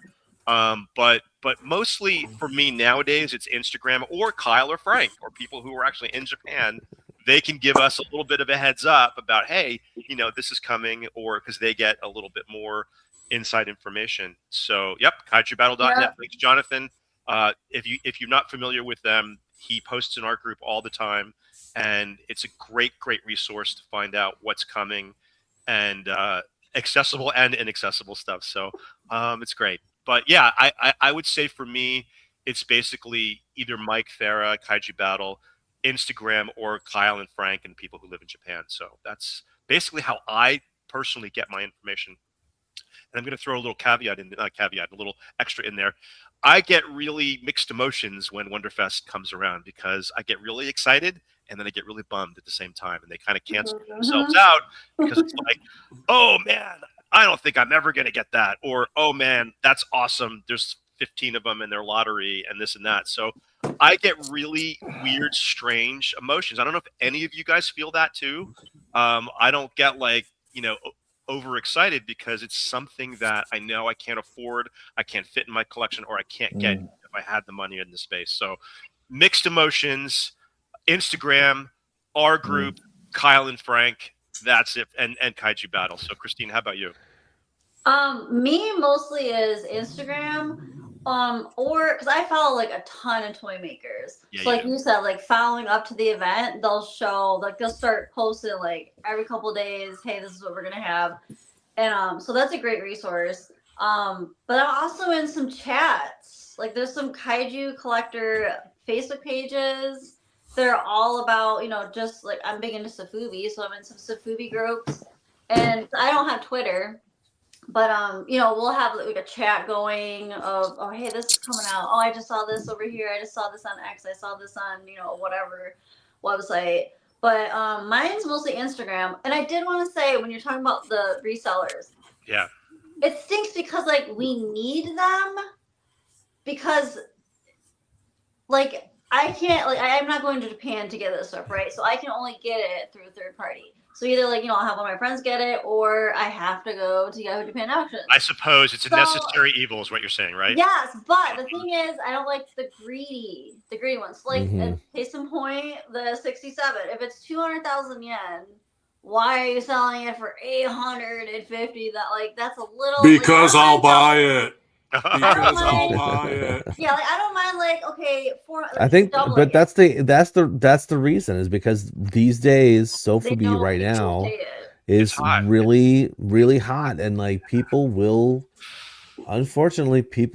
pay it, even though like that 67, for example, is as an actually great example, because you know what? F Mandarake for doing that. Yeah. Because that is that I would normally not be against Mandarake for that kind of stuff, because generally speaking, I feel like they are pretty cool with like dialing in their pricing, so it's not too out of the question. But that I can agree with that. Yeah. That is freaking rude. That is that is what is that? 3 times? At least 3 times the amount. 3 times the amount. 4 times the amount, right? Because they sold it for 85,000 yen, and it was 20,000 yen at that's 4.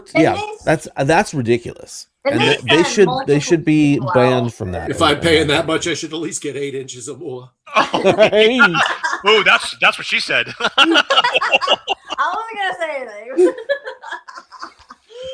I had to. It's Valentine's Day. I couldn't help myself. Yeah, thanks, Jonathan.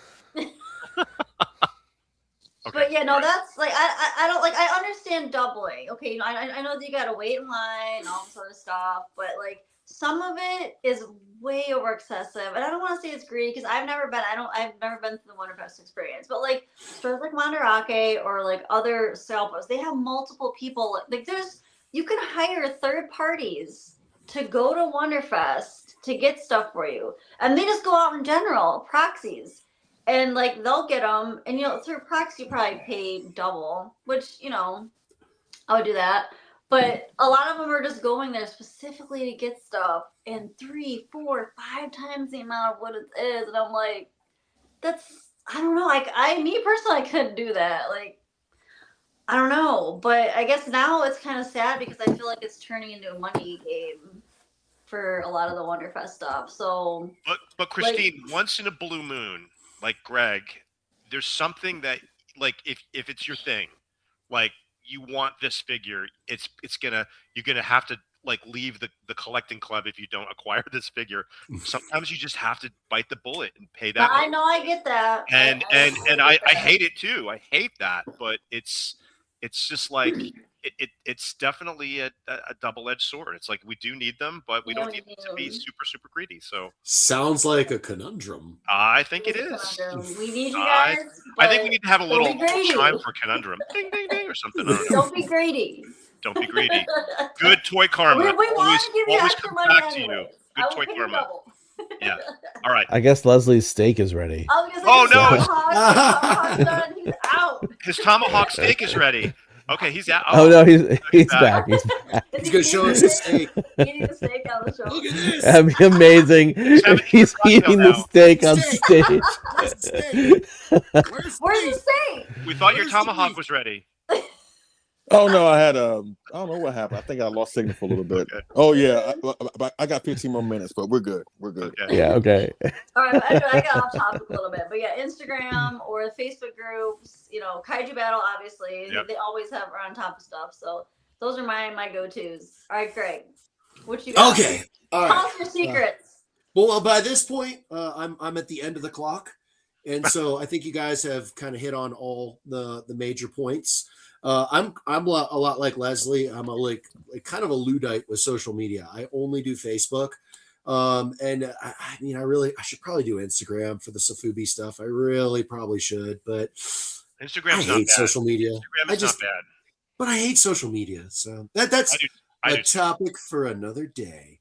Yes, it is. Really, I think the most important thing is getting in a group like Cam and then cultivating good relationships within that group. Yeah. If you can make some really solid friends and you know what your friend likes and your friend knows what you like, you keep an eye out for each other and you can kind of manage to find the things you like in this hobby. This t-shirt I'm wearing is from Japan. It's from Gonzalo Colarte. He's in Japan. He was at Wonder Festival last week, but he just knows I love 1955. So out of the blue, he messaged me and said, "Hey, I got you a 55 shirt." And I'm like, "Oh, sweet, my man." See, that's a good point. I forgot to say that. It's a really good point. Yeah, that is a good. Excellent. Yeah. We have a great group. We do. We have a fantastic group, and I'm in a group chat with, I don't know, 15 or so collectors, and we routinely talk about every topic under the sun, but we all know kind of what we like. And so when these things pop up, homie's in this chat with me, and we're a secret collective of hackers who have taken over certain aspects of social media. I myself have been referred to as the controller. Sorry, OG Trendmasters group, for my chicanery. No, like Helmy's like, "Hey, I'm going to Wonderfest. I know you want this 67, Greg. I'm going to try to get it for you." And he failed. He didn't get it for me. That's because Helmy couldn't get in early. Exactly. Helmy had to go wait out in line with the rest of the plebes. Well, Helmy, I wouldn't call him a plebe. He is a gosh darn celebrity, and he's so cute and buttery that he was probably out there in the crowd, and thousands of people were around him just to rub his little head. He just needs to buy a house in Japan at this point. Yeah, here all the time. Helmy buy the house. And if Helmy sends me houses, he sends. It's like half the stuff I get from Helmy is kaiju stuff. The other half is like, check out this house. I'm like, just buy it. Helmy. Just buy it. Right, exactly. And you have not had the pleasure of meeting Helmy yet. You gotta change that, and you gotta fix that. Oh, Helmy's awesome. Yeah, and people like that are the best ways to grow your connection. Through making trades and just being kind and just having genuine conversations with people and actual relationships. That's how I've gotten pretty far in this community. He does praise the anime trilogy, so that's suspect right there. He praises everything, though. Yeah, Shell actually will argue that the anime trilogy is better than most Godzilla. Okay. All right. Okay. What was that? So, Kyle, what do you got to say? So we're gonna stop that right there. Not me. Yeah, sure. That's the thing. I've met so many people within this community. I've actually met the one guy that will tell me with a straight face how good Planet of the Monsters is. Oh yeah, and I like that guy. I He's get a nice guy. He's wrong. He's objectively wrong, but he's a nice guy. So I get it. They're not mutually exclusive. You can be a nice guy, and I do not agree with you. So there's that. There's some for everyone, I guess. Godzilla versus the pool noodles. Okay, so my resources are similar.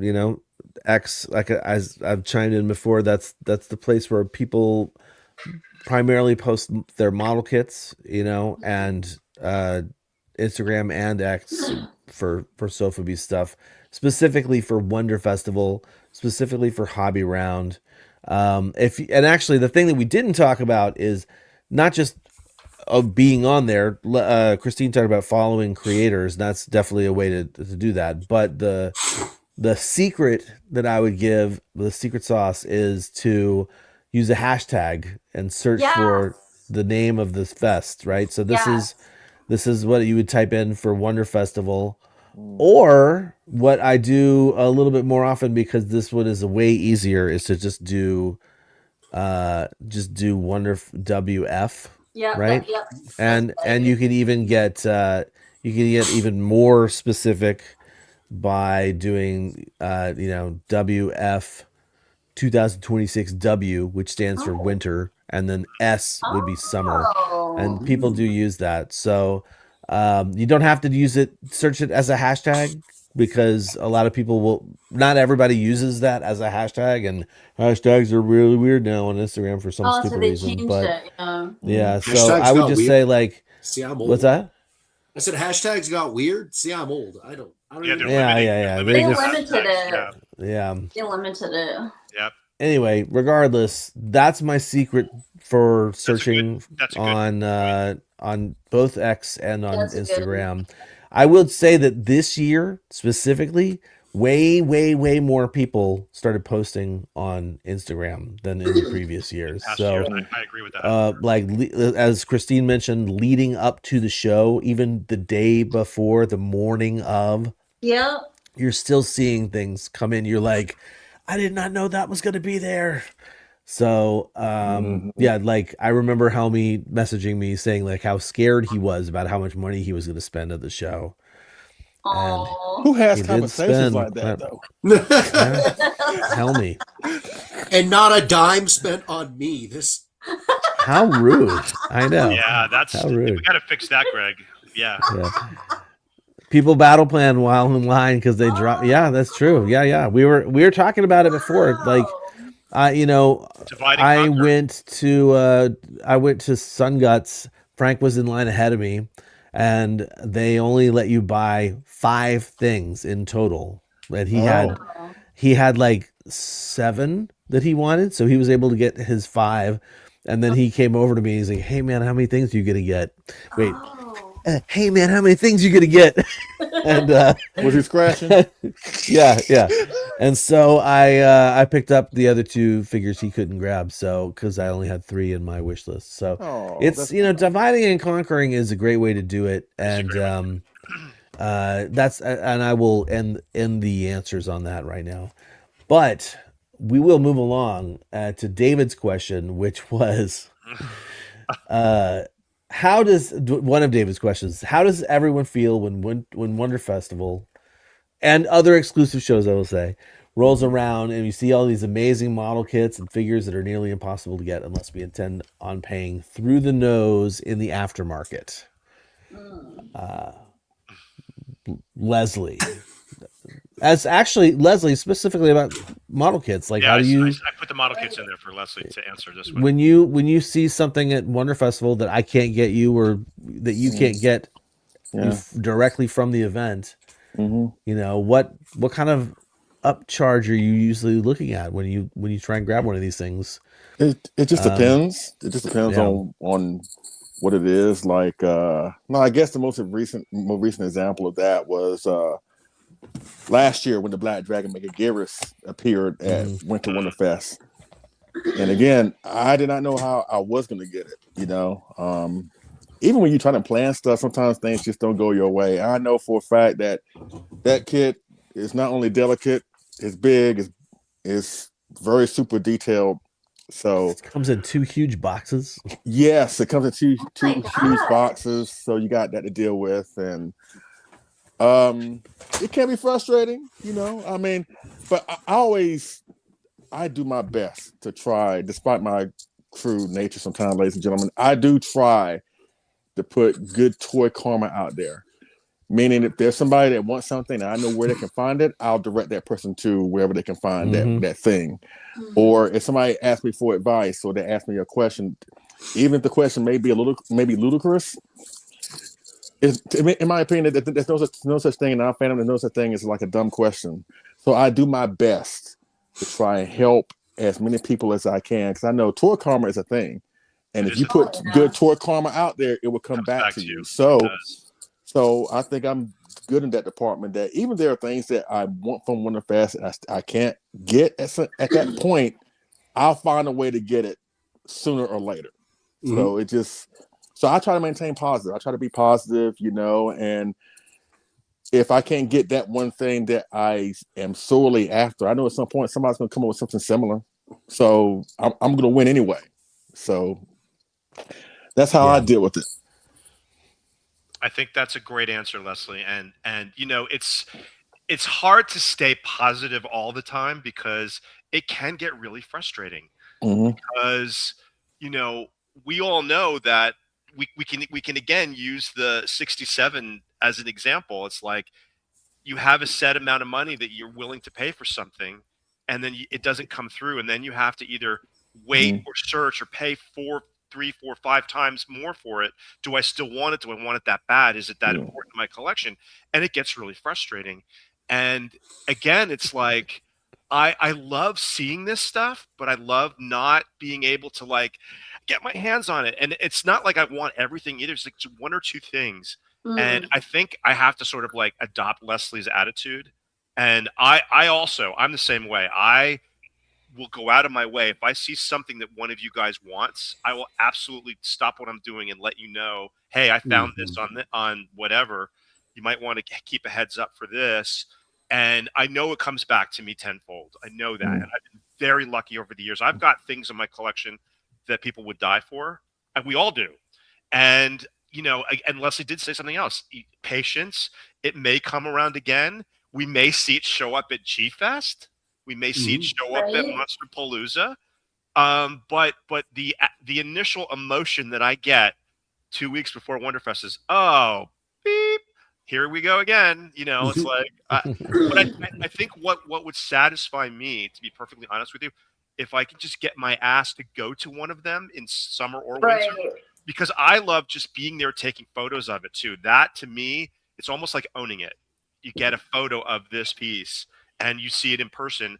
And there is something to that. And I know Frank and Kyle can agree with that, right? There's something to being there in person, whether you actually get it or not, just to see it and just be around all those people that love it. And like he said, they're making it not to be rich because they love this stuff and they're making it for us. So there's a lot of emotions that come with this stuff, but I think, Leslie, I really appreciate what you said because I have to start thinking that way. And I've never been one to be like, oh, Kyle has like this many, I need to catch up with him. I've never been that person, and that's no way to be. I like what I like. I want what I want, and some things are really important to me and that I really want to have in my collection. So, but anyway, that's pretty much the way I felt. And again, like Leslie, I loved your answer. Thank you for that. I appreciate that. But before Christine goes, I can smell it. So I'm about to take my leave, ladies and gentlemen. Again, Steak City. Happy Valentine's Day to everybody. Had a great show as always. Hope to see y'all next week on the African American Chat. I'll be there. 3 p.m. Saturday, 3 p.m. Eastern Time. Haven't missed one yet. So we hope to see you there. But again, hope you had a great Valentine's Day, and I'll see you on the next show. Again, fellas, take care of your woman. If not, somebody else will. All right. So. Oh my God. All right. And my man. Good night, folks. Yeah. Take it easy. See you, Leslie. I ain't got a woman. That's all right. I've got Coraline. That's all right. Aww. But yeah, that's pretty much. I was coming at that question from more of an emotional perspective than like a practical. But again, that's the way I feel. Christine, how about yourself? It's hard because there is a lot of things. Hey, are we doing that? There is a lot of good stuff that comes out that I want, but unfortunately, my taste is becoming more expensive because the things that I like now are already expensive at the show. So I pretty much just see stuff and I'm like, okay, I'm not gonna be able to get it, but like I'll see someone on Instagram that wins it and I'm like, heck yeah, I know this collector, whatever, they got it, so I'm happy for them.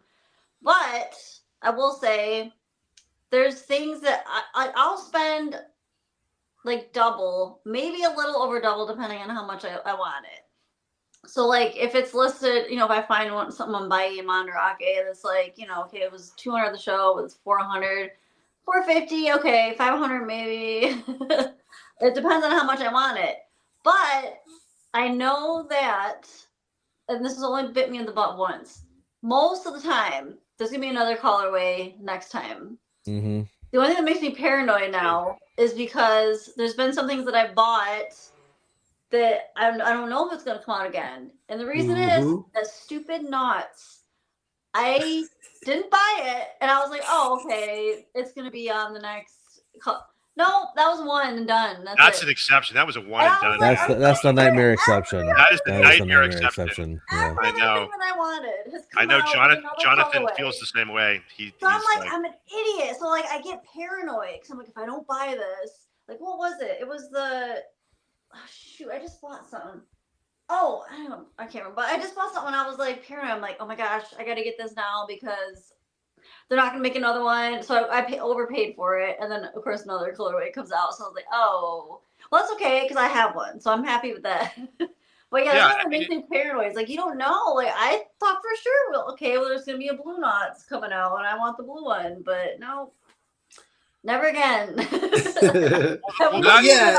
Not yet. You bring up a good point, Christine, that Kyle can attest to because I'll use the Mondo Godzilla saucer Octeal. Like Kyle wanted one that he from the States. He wanted that color. And then he had it, he liked it, and then he saw one. Oh, dude, this is more for my taste. So you can like kind of pass that one on to someone who wants that colorway. That does happen from time to time for all of us, I think. Can we all? And I need to do that. Oh yeah. I always buy the first Mondo that comes out, and even though I know they're gonna get glitter, and I'm like, but it's paranoid. I'm like, but I want it, and I want it now. It's pretty safe. You know, some of these things it's pretty safe to say that if a different colorway comes out that really floats your boat, you could probably pass the other one on easily and just kind of one for one. So anyway, sorry, I didn't mean to interrupt you, but go ahead. Oh no, you're good. But yeah, that's pretty much mine. Like usually I'll get like, oh, I really want this. Like I do want one of those 67s, but I'm not gonna pay what Mondo Arcade prices had. So I'm like, you know what, I'll wait, and maybe the next colorway is a blue one, and somebody can grab it for me, or maybe I can fly. Maybe I can go to Wonderfest next year or whenever. I would like to go. The flight isn't really the most thing. I don't know. That's just holding me back. I don't like flying, but yeah, I mean, maybe I'll get another one, a different Wonderfest. But you got to wonder, do these makers, these designers, these creators say, oh my God, I sold out in 5 minutes. Should I do another colorway? I wonder if that goes through their head or they just wanted to do that one and they're like satisfied with that. That's a good thing to kind of think about because if they realize, holy moly, these are like going like hotcakes, maybe I can raise the price just a little bit and make more so I can make more to do. I don't know. It's like a designer double-edged sword though, because there's something to be said about exclusivity also. True. That's true. Yeah. But another conundrum. Hey, ding, ding, ding, another conundrum. But anyway, there's a lot of things that sort of we can talk about within what we're saying too. So, right. Yeah. Anyway. It's a rabbit hole. All right, Greg, what's your well, we know how you feel on the 67. Well, yeah, and that's okay. So for me, with collecting, how far I'm willing to go or what I'm willing to do, if you've all seen the scene in Half Baked when he's trying to kick marijuana. No, I'm just kidding. Not willing to do crack. But I think you have to get very single track in your collecting. I think you should have a focus. I think you should have certain sculpts or certain pieces or certain manufacturers that you're very much in tune with and just pursue those. I do that. Yeah. And because collecting, it's so easy to just start buying too much stuff. And then you run out of space. And then you have to parse through what you really love versus what you buy. And so I love you, Christine, but I'm going to tell you right now, I'm going to have that 67 before you. Yeah, you will. You're right, but because I'll wait till the blue one comes out. Exactly, you're gonna wait until the blue one comes out, and I'm gonna look every damn day until I find it. And I'm for various pieces like this, I'm willing to spend probably 5 times the original value.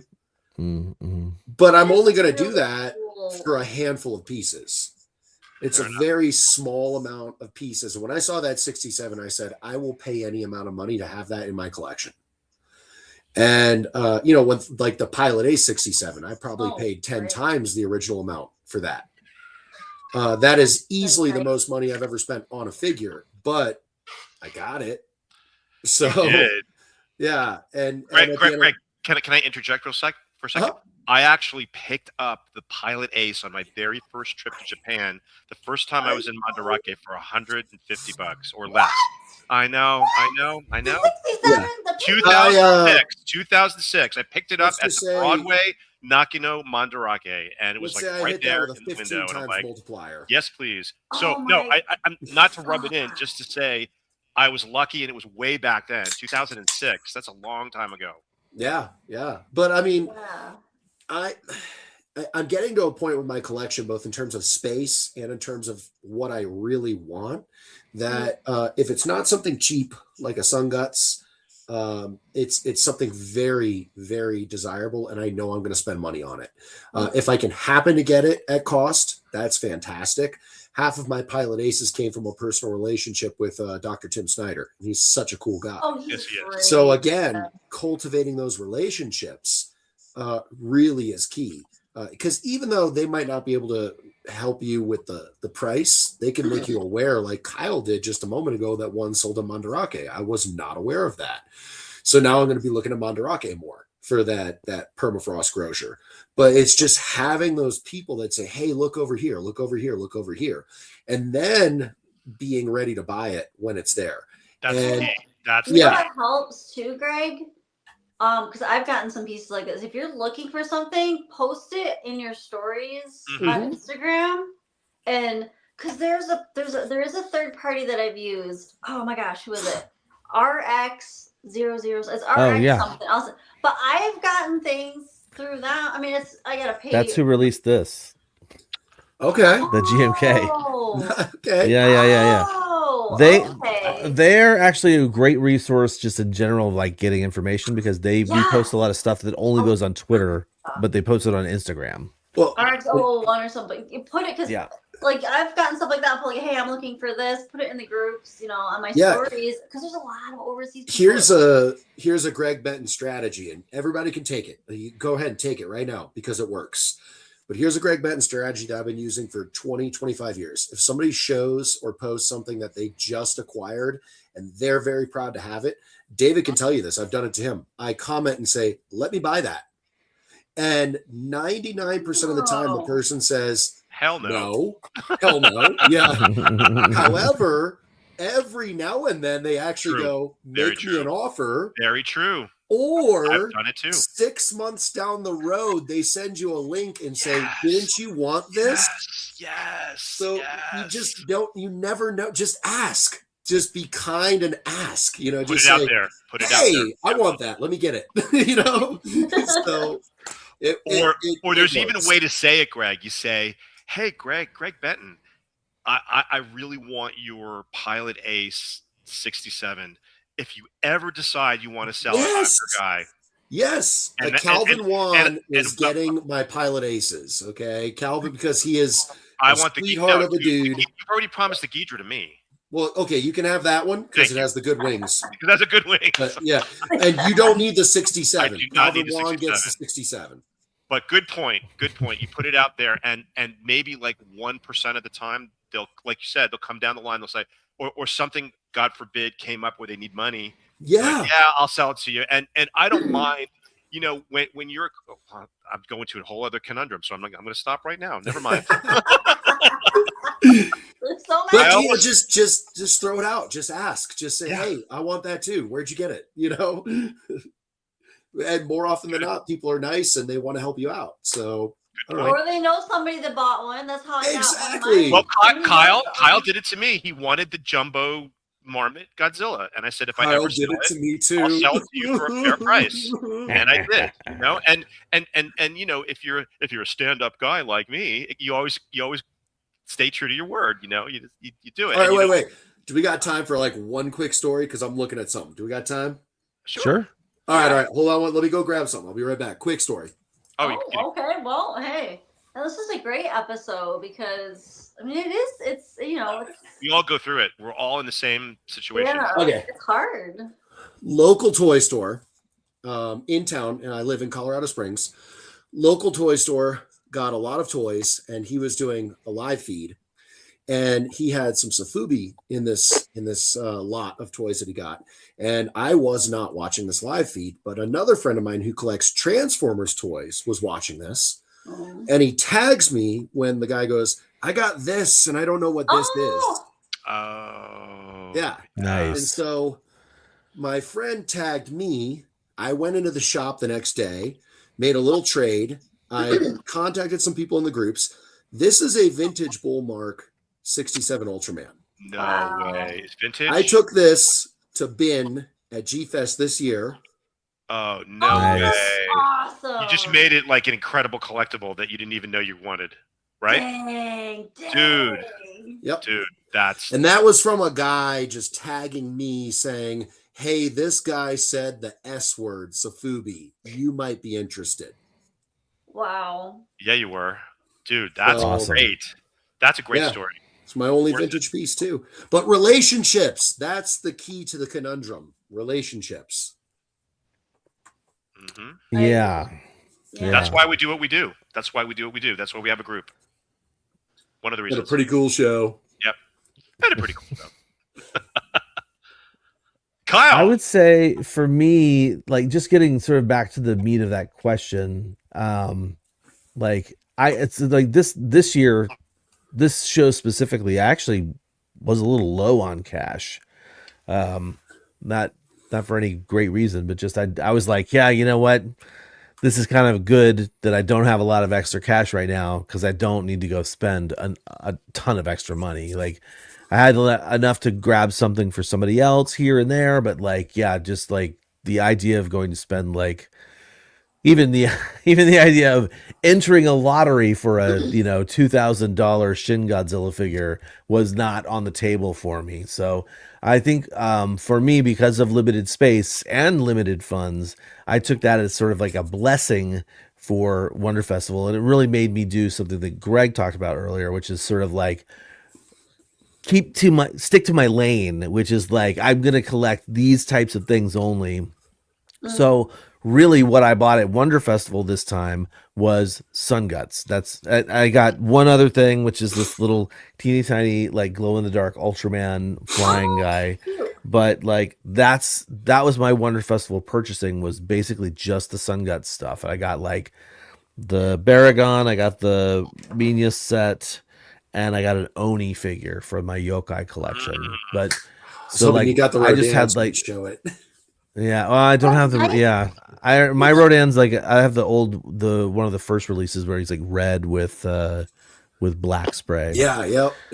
But yeah, basically for me this time, and I think going forward, because I have limited space, that's what I gotta be like, I gotta really, really want it, and also really be able to afford it.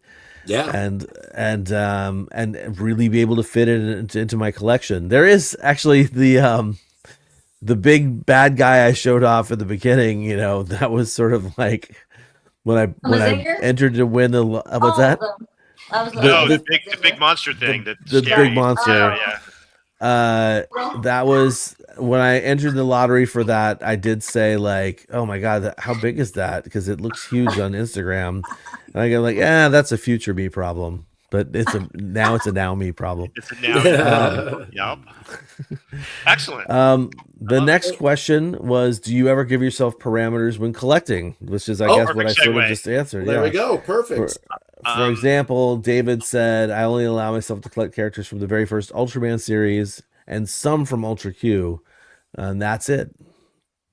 Yeah, that's a perfect. You just alluded to that, Kyle, and so did you, Greg. Stay in your lane, have something in your mind, but every once in a while something comes your way, like a new company will come along and be like, "Oh, wow, what is that? I need that." So it's not always foolproof, but for the most part, I'm in the same situation as Kyle. I don't have space to and I'm going to say this in quotation marks, properly display my stuff, because I don't. I'm done of the days where you can't see everything. It's just shoved in there. It looks mishmash. That's just me. Everybody has their own style, but where in my collecting journey, I want to be able to see everything. I want to curate it in a way where you can spot every single thing. And I think I've done a pretty good job so far, but I'm at capacity. And I think I posted for you guys, I did order a brand new shelf set. Oh, yes. Put in my thing. Nice. And it's not as tall, but it's longer. It's much longer. So, oh, there's a kitty cat. There's a Maneki Neko. So I did sort of a little bit of math. It's going to fit quite a few more figures and larger ones on the top. So it's gonna change the whole dynamic of my little Tower of Sofubi area inside the house. And that's going to be a whole project. I might have to have Jonathan come down and help me work through that one. When I get wow. But the cool thing about that, guys, is I can actually hang artwork above it now. Nice. It's not as tall, but it almost goes from wall to wall now. It's almost wall to wall. And That's gonna look so good. I'm really looking forward to it, because some of the things that are a little bit too high to kind of see, kind of like, there it is up there. Be able to be more eye level to see. And again, it's like that's why I love Sun Guts. I love one-ups. I love things that are even the Graveyard Gallery Godzilla with the Mothra on his tail. Yeah. It's wonderful. The scale of these things, like, gone are my days of Gigantics. I just can't do it anymore. I mean, I don't have any room for Gigantics. And model kits, as much as I love them, their tails, they take up so much space. And I think I'm gonna really sort of slow down on my model kits unless something like really amazing comes out. But I look forward to having more space to sort of curate it in a different way. But yeah, I just think that sticking in your lane is definitely something that helps me out. Like, I love all these crazy ultra monsters from different. Go ahead, Kyle. You want to say something? I was just going to say that you mentioned the thing about the model kits and the tails. Yes. The physical footprint that a figure takes up is absolutely like part of that. Like, how can I get it in my collection thing? Absolutely. When Max Toy released their final scene -1, I guess you'd call it. Oh, you know, where he's kind of like bugging out. Yeah. I immediately was like, whoa, that's an instant buy. Wow, that's so cool looking. It looks gorgeous. I saw it in person, and the tail's going straight back. Oh, and I was like, yeah, I know which one you're talking about. How am I? That's not going to fit on a shelf like that I have. So immediate instant not buy now after I saw it, because I mean, I think I love it when a company, like, I'm not going to go into this too far, but I love it when companies consider that. And you get a figure that instead of the tail going straight back, the tail comes up and curls, or it goes around, or it does something where it takes up less, has a smaller footprint, takes up less shelf space. And I don't want to go off on a tangent either, but what was the shin that you shared for Wonderfest? The retro future, yeah. Yeah, that tail's beautiful. It makes an S too. Yeah, I mean, it's still too big. It's still way too big, but it's huge. At least it goes up instead of out. Yeah, and it goes up and it makes an S, and it's, I don't know, I think that's kind of artistic. But that Max toy that Kyle was referring to, I actually saw it. They had it on Godzilla Day. They had it on display at that pop-up, and it's literally like that way. It's really a shelf hog for a Sofubi. Like, I've never seen a Sofubi take up that much. That's a man's man right there. Yeah, I mean, it's a big ass Sofubi, but yeah, it's for me now. It's all about curating my collection to things that I focused on, and I think you guys know this. Greg probably doesn't know this.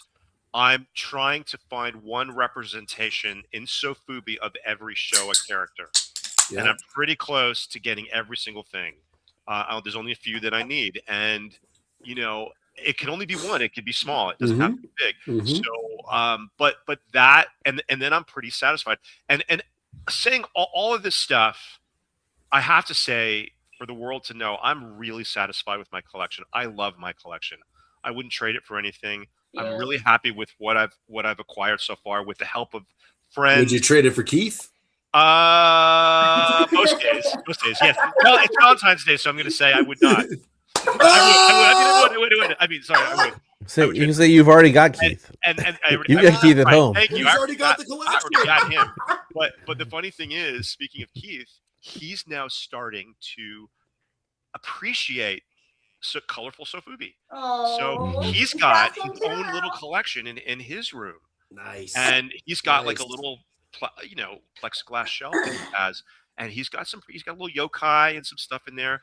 But he's really starting to like, and he can appreciate when I get a new piece. Like, oh, that's beautiful. Like, the model kits only go so far with him because they're mostly gray. They're not super exciting. Yep. They're awesome and they're great. But real quick side note, I'm trying to convince him to come to G-Fest this year for the first time. Yes! And because Christine, you never met him, Greg, you never met him, Kyle, you'd love to see him, I think. So I would really hope he could go this year. So anyway, that's another story for another day, but that's my answer. Yeah, Christine. Oh, mine's pretty similar. So yeah, I'm trying to focus more on, like, obviously I love Sofubi. Every now and then the X Plus will get me. I do still like me some X Plus, but it's got to be something that's like, wow, because I like the colorful stuff. And actually, recently, what I've started doing is, because I'm running out of room, I need to get another shelf. From like, when we were moving, I'm like, I got a lot of stuff. It's a pain, but I love looking at it. So I want to try, and I want to travel more now. So I'm like, I want to stop spending. Yep. Like every time something new comes out, I'm like, oh, I gotta get this. Oh, I gotta get. I'm like, then I'm not like, do I really need this? Mm-hmm. Can I live without it? Because I'm like, I want to travel. I want to go to Japan. Yep. So now I didn't buy anything from Wonderfest. There was things that I liked, but I'm like, you know what? I want to focus more on the things that I really like. So like, I know I like the Neo Player One stuff, and it's expensive now. And I entered the lottery for that 2000, and I didn't win it.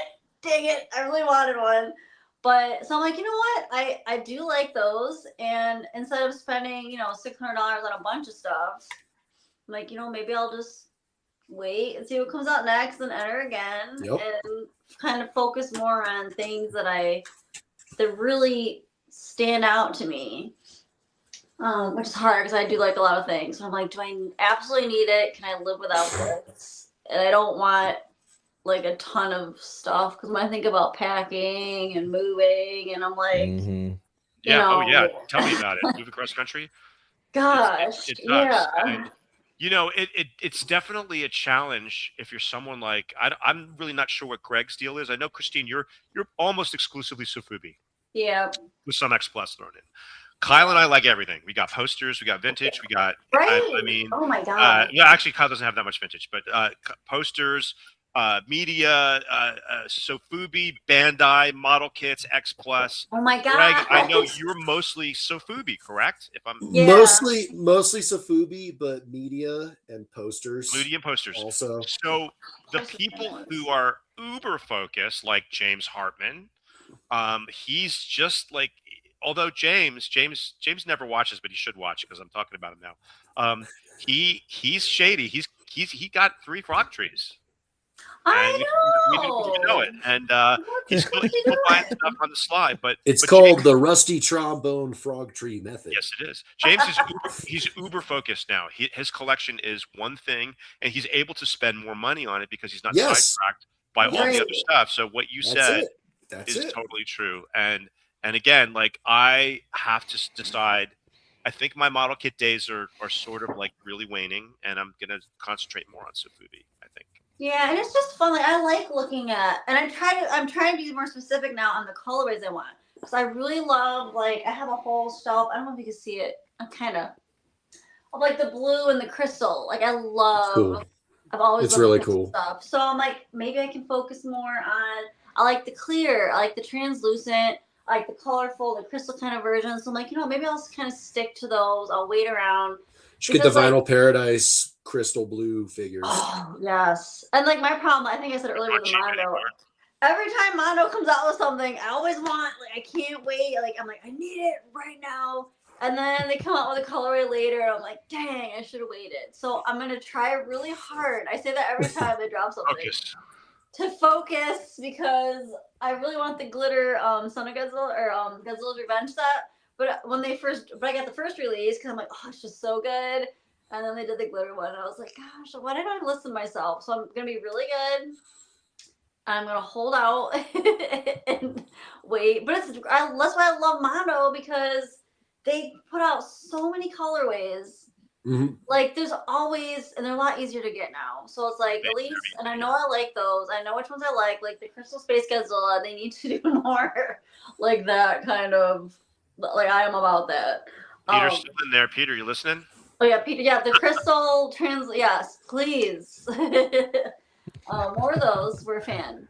But yeah, I'm gonna try more I'm trying, because, like I said, I want to travel, and I'm like, I gotta try and balance out what's going on, because now we're in the middle of the U.S., so I have more options for each coast to go here, there, whatever. So I want to start exploring more and go visiting people and hello. all that. I know. We've been talking. I kept telling them it's so cheap for us to fly there. We need to go. I was looking at houses out there, David. Oh. But a little bit on the outside, because I only have, like, my budget can't really afford California houses. But I'm like, I'll get a cheap house in the desert. I'll get a house, but There's no such thing anymore. I know. Well, unless you're way out, like California Way out. City, or like in the middle of, like, Trona Pinnacles. I'm like, gosh, I don't know if I could live there. Walter White be out there, yeah. But yeah, so just trying to focus more on the colorways I like and the makers that I know I absolutely love.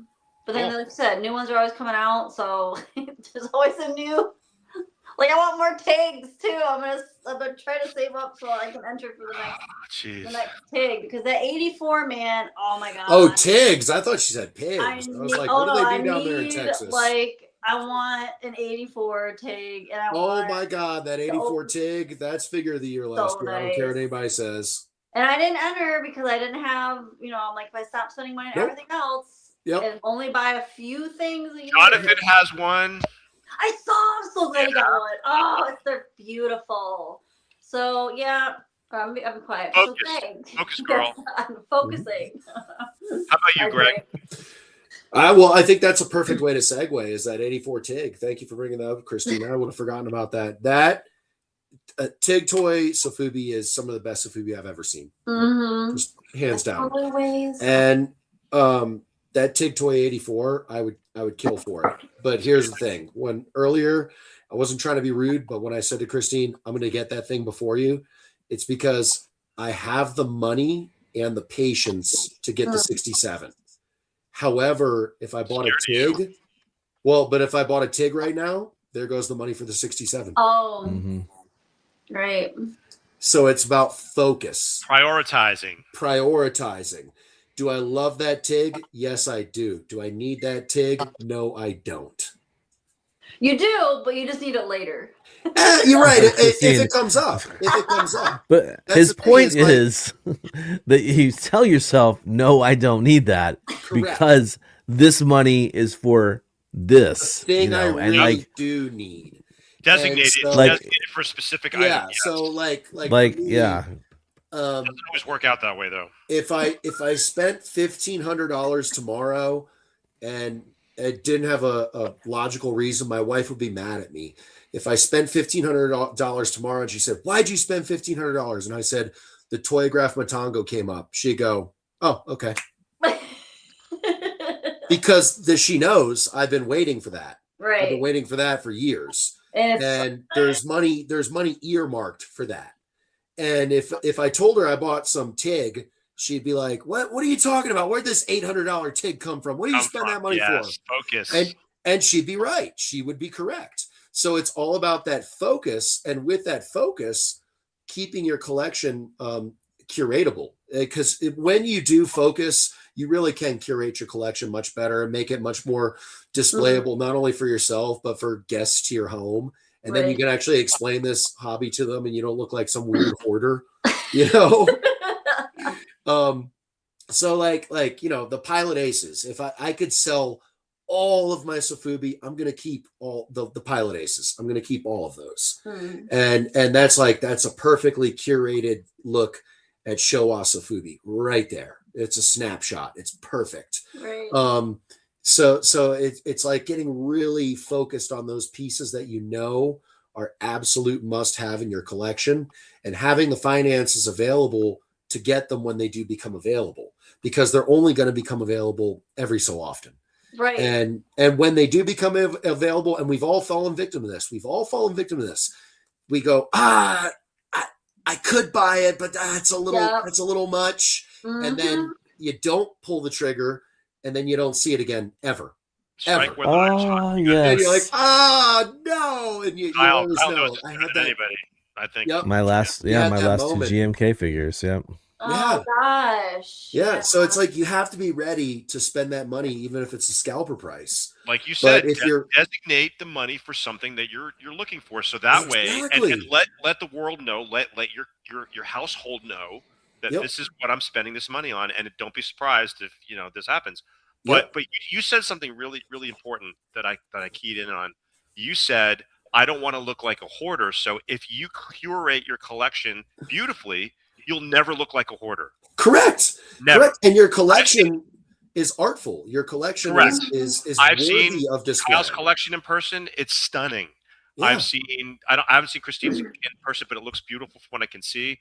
I've seen many collections. My goodness, Helmy's new garage. Oh my god! Oh yeah, I mean, let's take Helmy out of the equation because he's not your average. Okay, he's the god of curating. He's something else that we all aspire to have. So let's not go there, because then we're all going to look like we failed in life. So, so what I'm saying is, Kyle's collection is similar to mine, but it's curated beautifully. Well, and I told him this before. I don't understand how he can put anything else in there, because I love it the way it is. Well, and even like this right behind me. Okay, that's a vintage poster. Beautiful. Don't stick pins in that. Don't. Oh hell, of course not. No, spend the extra money to put it in a frame. And if you can't put it in a frame, store it. But if you have so much in storage that you can't display, maybe reevaluate your collection. That's right. And I never understand the collector who has everything, yet they have, I don't want to nothing displayed. Crappy shelving. Oh yeah.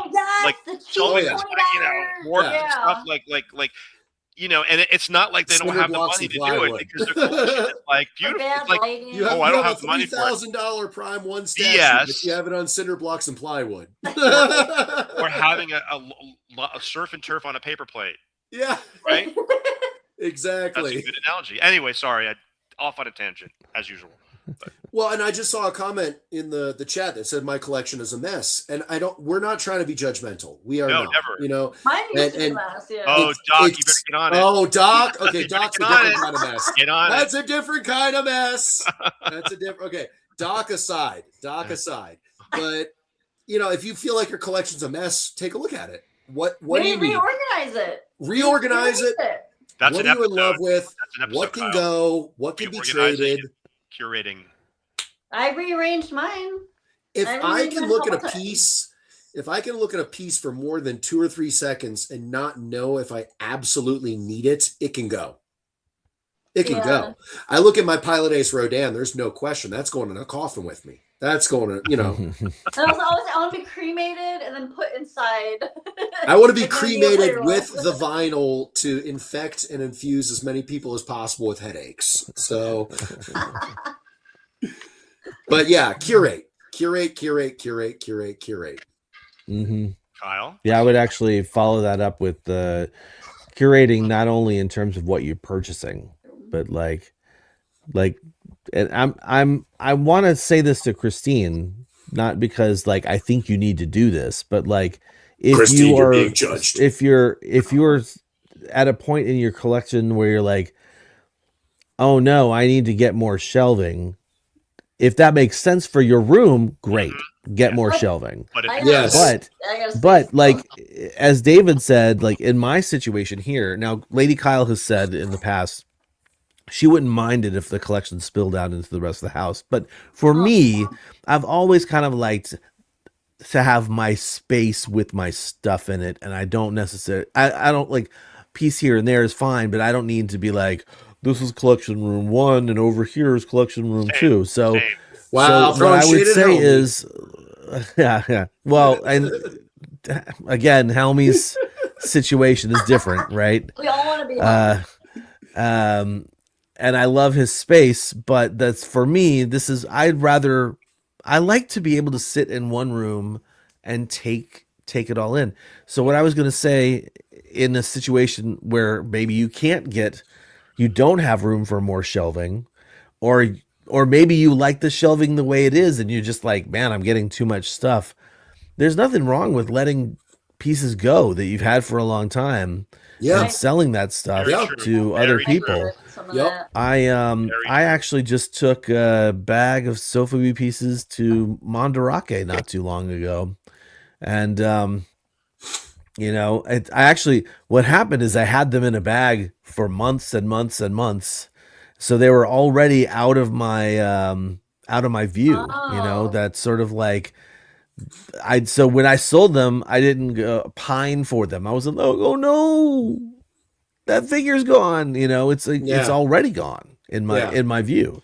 So I would say if you, and again, this is not really directed at Christine, but just because she said like, oh, I want to get another shelf or have to get another shelf. If you don't have that as an option, if you want to keep getting more stuff, I feel like I feel like this view of me in the studio makes it look like I'm looking directly at Christine, but I should be looking directly at you, the viewer. Like, you can there's look at me nothing wrong. There's David. I think David, you have no problem with this. I know. Like, you don't have a problem selling stuff. I don't have a problem selling stuff. But I know there are collectors out there. Yes. There are some collectors who I don't understand their reasoning, but they're like, I would never sell a piece of my collection. I would never do that. I'm like, why? Well, why I not? I buy them because I like them. So like, sure, but as time goes on, aren't there things that you like a little less and things you like maybe more over here? So like, I was gonna say my taste has changed a bit because there have been some pieces I've been lazy. I'm like, I just need to put these up for sale. I still like them, but I'm like, oh, I've had them long enough that I'm not like super excited to have it. So that's kind of my rule right there. And it, like, I've had some pieces for a month and I've had some pieces for 5 years. And if I can walk by it and still just look at it and go, oh, what a beautiful piece, I'm probably not going to sell that piece. Yeah. But if I can stop and think about it for more than 3 or 4 seconds, I can sell that piece. That's and once you start getting in that mindset, it becomes very easy to part with things. And once you also kind of connect that mindset to, well, if I can part with this and somebody else wants it, like here's a quick story. 2 years ago at G-Fest, I sold Jordan Twinning all of my Bandais from 2003, 2004. And I don't know, but I was really hesitant about selling this Kaiser Ghidorah, the big one with the tag. And he looked good, and he hadn't had the heat damage where he kind of sunk in on himself. He's still standing. He looked really good.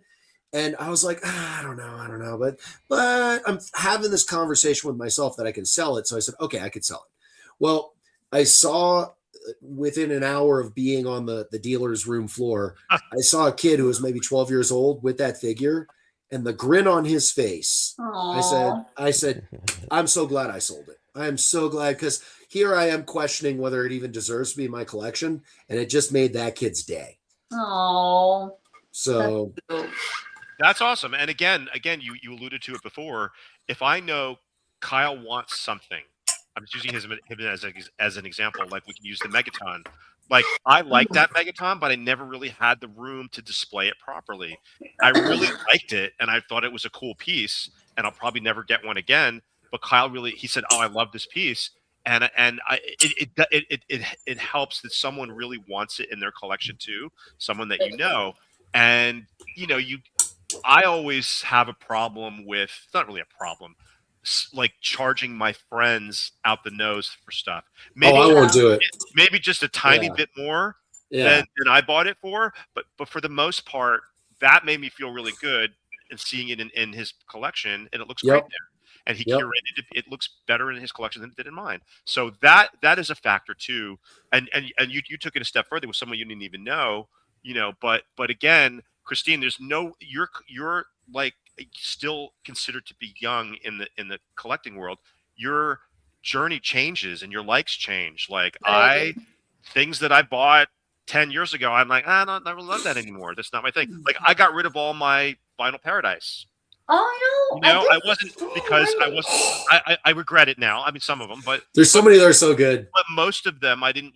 I never loved the really loose sculpt. So I passed them on. Then I got the Monster Heavens, and then David, from the Monster did you Heavens, have a Vinyl Paradise '98. I never had a Vinyl. I never had a '98. I never had a '98 anything except for the great on my report card. That's the only '98 I ever got. So no, but then it's here's the progression: Bandai, Vinyl Paradise, a Monster Heaven, Pilot Ace. That's the kind of that makes sense to me and my journey. And then I kind of stopped at Pilot Ace. That's kind of the thing. And of course, Giga Brain came around, and they're great. And that's Sun my Guts and then like many other people, I discovered the love of vintage. And I don't have tons of vintage, but I got my big three. I got my Godzilla, Rodan, and King Ghidorah. And I do need an Ultraman vintage. I got my one. I need 2 or 3 pieces of Ultraman, then I'll be done with that too. But Christine, your journey is going to change. Like you can't love everything as much as you did when you first bought it, or maybe you can. But it's something to think about. For certain things, I think you can. It's something to think about. Yeah, I think the valuation you put on it determines the position in your collection, and you might have a particular figure because of a memory. I went to a wedding last. You can talk about memories. I went to a wedding last year in Houston, Texas, and I went toy shopping, and I said, if I find any Sofubi, I'm going to buy it because this is a great weekend. And I found a Sofubi Ebra Marasan Repro. Oh, nice. And I got it for a great price too, which helped. But still, like memories attached to a figure are super strong for me. If I picked it up in Japan by hand, if I'm at a G-Fest exclusive, that kind of stuff means so much to me, and they'll never sell that no matter what. And because there's a memory attached to it. So I think we should probably move on. Because we're getting close to. Do we have a lot of other questions? Or are we? No. That's pretty much it. The only other one in there was a follow-up, which was once the prime pieces of a curated collection are acquired, what's next? That was Greg. Yeah, that's a great. That's a new toy maker that comes out. That's a great question. Wait, say it one more time. Once the prime pieces of a curated collection have been acquired, what's next?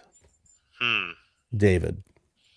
Oh man, that's a really tough question because I don't foresee me ever really finishing. Well, I guess I could finish. I don't know. That's okay for me. I'm going to give an easy question. When I get all of my Sofubi, one representation from every show of Sofubi, I'm going to focus on a little bit more vintage. I'm going to go back to the roots and get a few more vintage pieces, and then the Monsterverse, and then you just. I'm not even no. Just no. Never. You want that never. I'd rather stick pins in my eyes. No. I'd rather watch the alternative Super Bowl halftime show than buy my. How's that? I couldn't resist. All right, no, but I would probably go back and revisit Sofubi, and then also go focus on some other things that I like yokai figures. I love that. So I'm literally in my head right now. I'm like, I have this hilarious image because Toy Fair is happening in New York right now. Oh, that's right, yeah. And I just saw like somebody was at I think Chris or somebody that Chris Eaton was getting photos from was at the Playmates table, seeing like all the new Monsterverse figures, and this in my head. The idea of David going like, "Ooh." Ooh, I love this. Like it's just like it's obviously no. Dave, no, it's a double entendre. David at the Playmates table checking out MonsterVerse figures. Yes. I don't know if you guys Yes. ever saw The Real Housewives of New Jersey. One of the housewives flipped a table. I would flip the table and just run out the door. Boom. Bye. See ya. No, thank you. Next. Okay. All right. So I'm flying out to your house for Supernova next year. That's what you're saying. Group party. Group watch party. David's gonna be like, yeah, you can come out for it, but you're gonna go to Supernova by yourself. Believe me. James Hartman tried to say, let's just go goof on it. I'm like, no. You wouldn't even goof on Nope. I tried with him at G-Fest. I'll buy you lots of drinks. I tried There's not enough drinks in the state of California to make me go see that. So Did I try to take you to New Empire and you had some clever excuse for that? I tried. Did, yeah. You tried. tried. I tried. I was like, let's go. Come on, let's do this. It ain't gonna work. Anyway, Christine, how about you? Oh, What's that's next? hard. After you get all your stuff, what's next? Triggered. Well, You totally the thing triggered me. is, Thanks. There's always a new like company coming out. So it's hard because like I'm like, ooh, like when Neo Player One came out, that was like my jam. And I was like, okay. And I really like Frog Tree. And now I also like Frog Tree's pretty cool. So it's hard because like when I feel like I have like just when I feel like okay, I'm good with this. So just when I think I'm out, they pull me back in. I know. And I will say I am very excited because I finally bought my first Prime 1, or I bought it on pre-order. I've always wanted a Prime 1 statue because I don't have any like real statues, and I've always wanted one. That's cool. So I pre-ordered the -1 with the LED doors, which I'm super stoked for. I think that hopefully comes out later this year. So that's probably gonna be my one and done for them because they're big and they're expensive. So like in that regards, like that's probably gonna be the only high-end expensive statue that I will get. But wait, no, it wasn't Prime 1. What am I saying? It's Spiral Studio. I wanted the Prime 1, but it was so expensive. No, the Spiral Studio. Spiral. Are you sure There's no shortage of -1 statues. So that was high-end -1 statues. Yes. But as far as like, I'm not really a big statue collector. I mean, I have the X pluses, but I mean, this was like legit, But yeah, it's hard because like when I feel like I'm done, here comes a new company with some really cool, new takes and designs on sculpts and colors and all that. So You said it, Christine. Frog Tree. That screwed me. I didn't even know it existed. Kyle brings out this beautiful piece. I'm like, what is that? And it's like, that's an exception. Things like that, like, will throw a wrench in your lane. It'd be like, okay, I'm in my lane. Then it's like, oh, go to that lane. Because Frog Tree, that stuff is undeniably awesome. And, and they're going to keep having things like that come out to sort of keep veer us off of our path. I know, and I'm excited. I'm excited for the next one. Stay true, brother. Stay true. I'm trying. Stay strong. I don't know. Do it. I actually think that it's. I think it's good to have some flexibility. Like to. Yeah, you need to have a little. Like bit. You have to. Yeah, like it's because if there's to me, and I know we, especially the four of us here, a lot of us are really highly focused right now on Sofubi stuff, right? But even if you talk about kits, there was, which is all kits behind me right now, which is ironic. I'm not a kit buyer right now. I don't have a setup to do kits, but like there's a part of me that like every once in a while I see something coming out at like Wonder Festival or Hobby Round or something or other, and I'm like, that looks so cool. That's gorgeous. There's like all sorts of people doing Noriyoshi Orai's artwork, but as a physical kit right now. Someone's doing a Mothra versus Godzilla. Yeah, Kuromi did the Violante. Yes. And then even just at Wonder Festival, somebody was doing Ori's Ultraman art, which I don't remember the name of the movie it is, but it's stunning artwork. And it's just this physical version of it. And to me, those things are like super duper cool. And there is a part of me that like wishes that I had a space for those. And unfortunately for me, space is key. But like I think in terms of like just being open to that, there's a logic involved in my head that says like, could I do it? Would it fit? And I think if I didn't have some other stuff, I would like be maybe more open to that. But I've like those specifically, I'm not going to go too far into it, but those specifically are less of a actual draw to me because I think scale is all over the place with those, but they also I feel like they need a display space that I don't have for them right now, and I'm not even in my wildest imagination of living in this house, I don't see a space for those in my house. So like to me, I think it's interesting to like you got to think about it. For me, you got to think about it in terms of like, where is this legitimately going to go? Where am I legitimately going to be displaying this? It can't just be, I'm not into it for that's a future me problem kind of thing. Like I have to really kind of like think about these things. And in terms of like, for all of us, the future is now. I know. The future is now, but the future continues to come. So there's I've got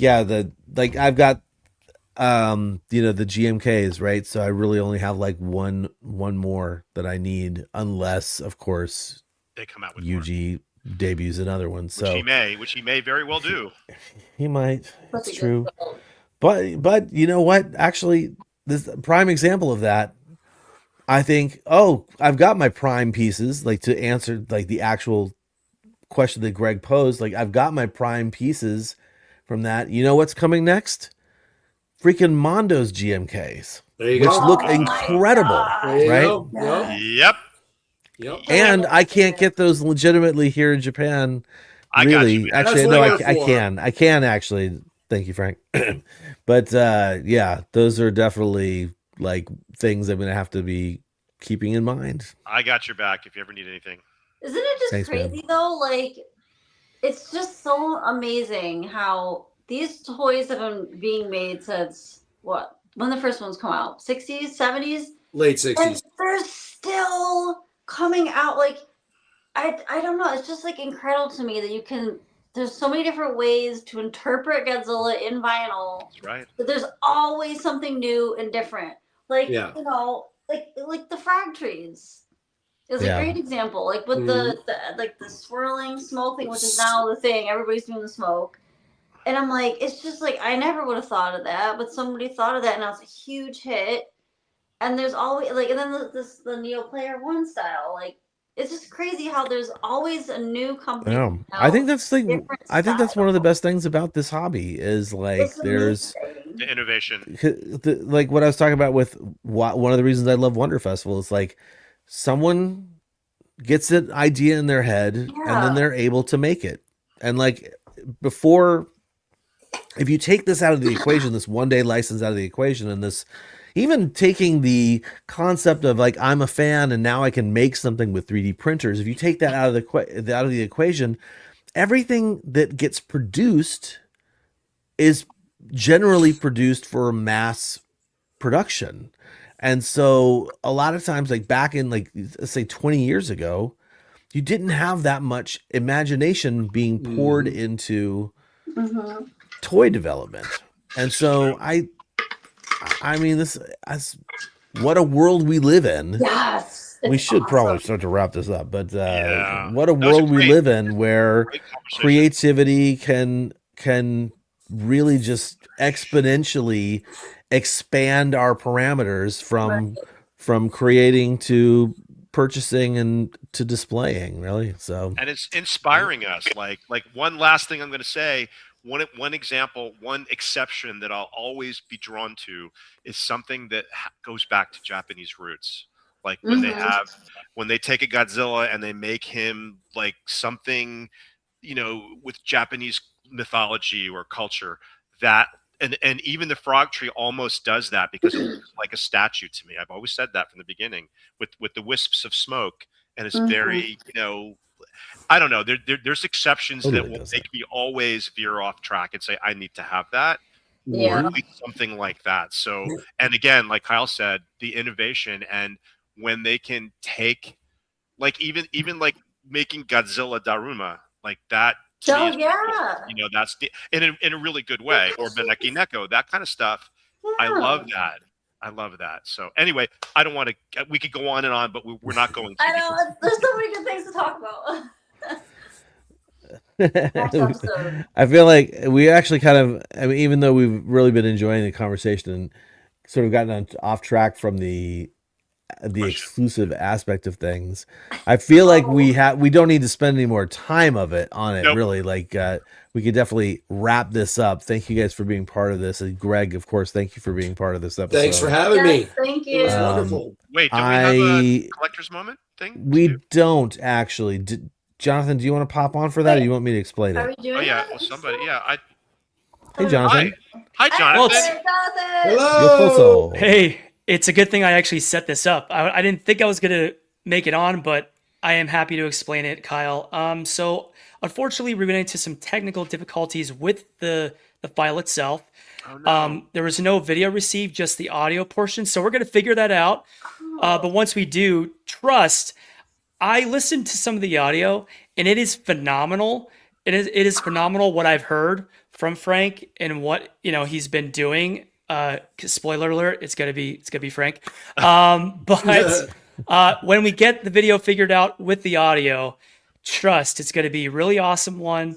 You don't want to miss it for the next collector moment. So in the future, Kyle recently shared a survey post in the group asking who would like to participate as a guest host, but also we also have the opportunity for you guys to submit videos, and when we figure out who wants to participate and who wants to be involved, we will contact you if for that specific episode or whatnot, and we'll ask you some questions, some base questions, and even one that pertains to the specific topic that we're talking about for the live stream episode. So keep that in mind. Get your collections ready, because the collector moment is revamped, it's ready to go, and it's better than ever. So I'm really excited to share it with you guys.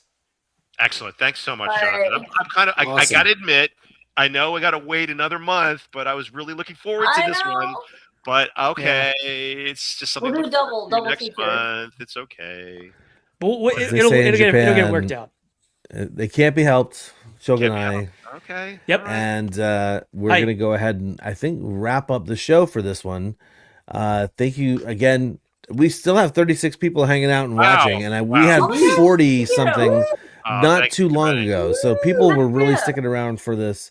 I'm not exactly sure what our next episode is going to be about, but it will be on March 14th next month. So make sure you tune in for that. Tune in for Leslie's African American Collectors next weekend. Yes, please. And also, don't forget to go check out the Growing Up with Godzilla with Mr. Jonathan Portman as he shows off his TIG 84. Oh, yeah, there he is. So closed mouth. That's the way to go, too. You got the one to get. That's the one. I got it. That's so nice. So nice.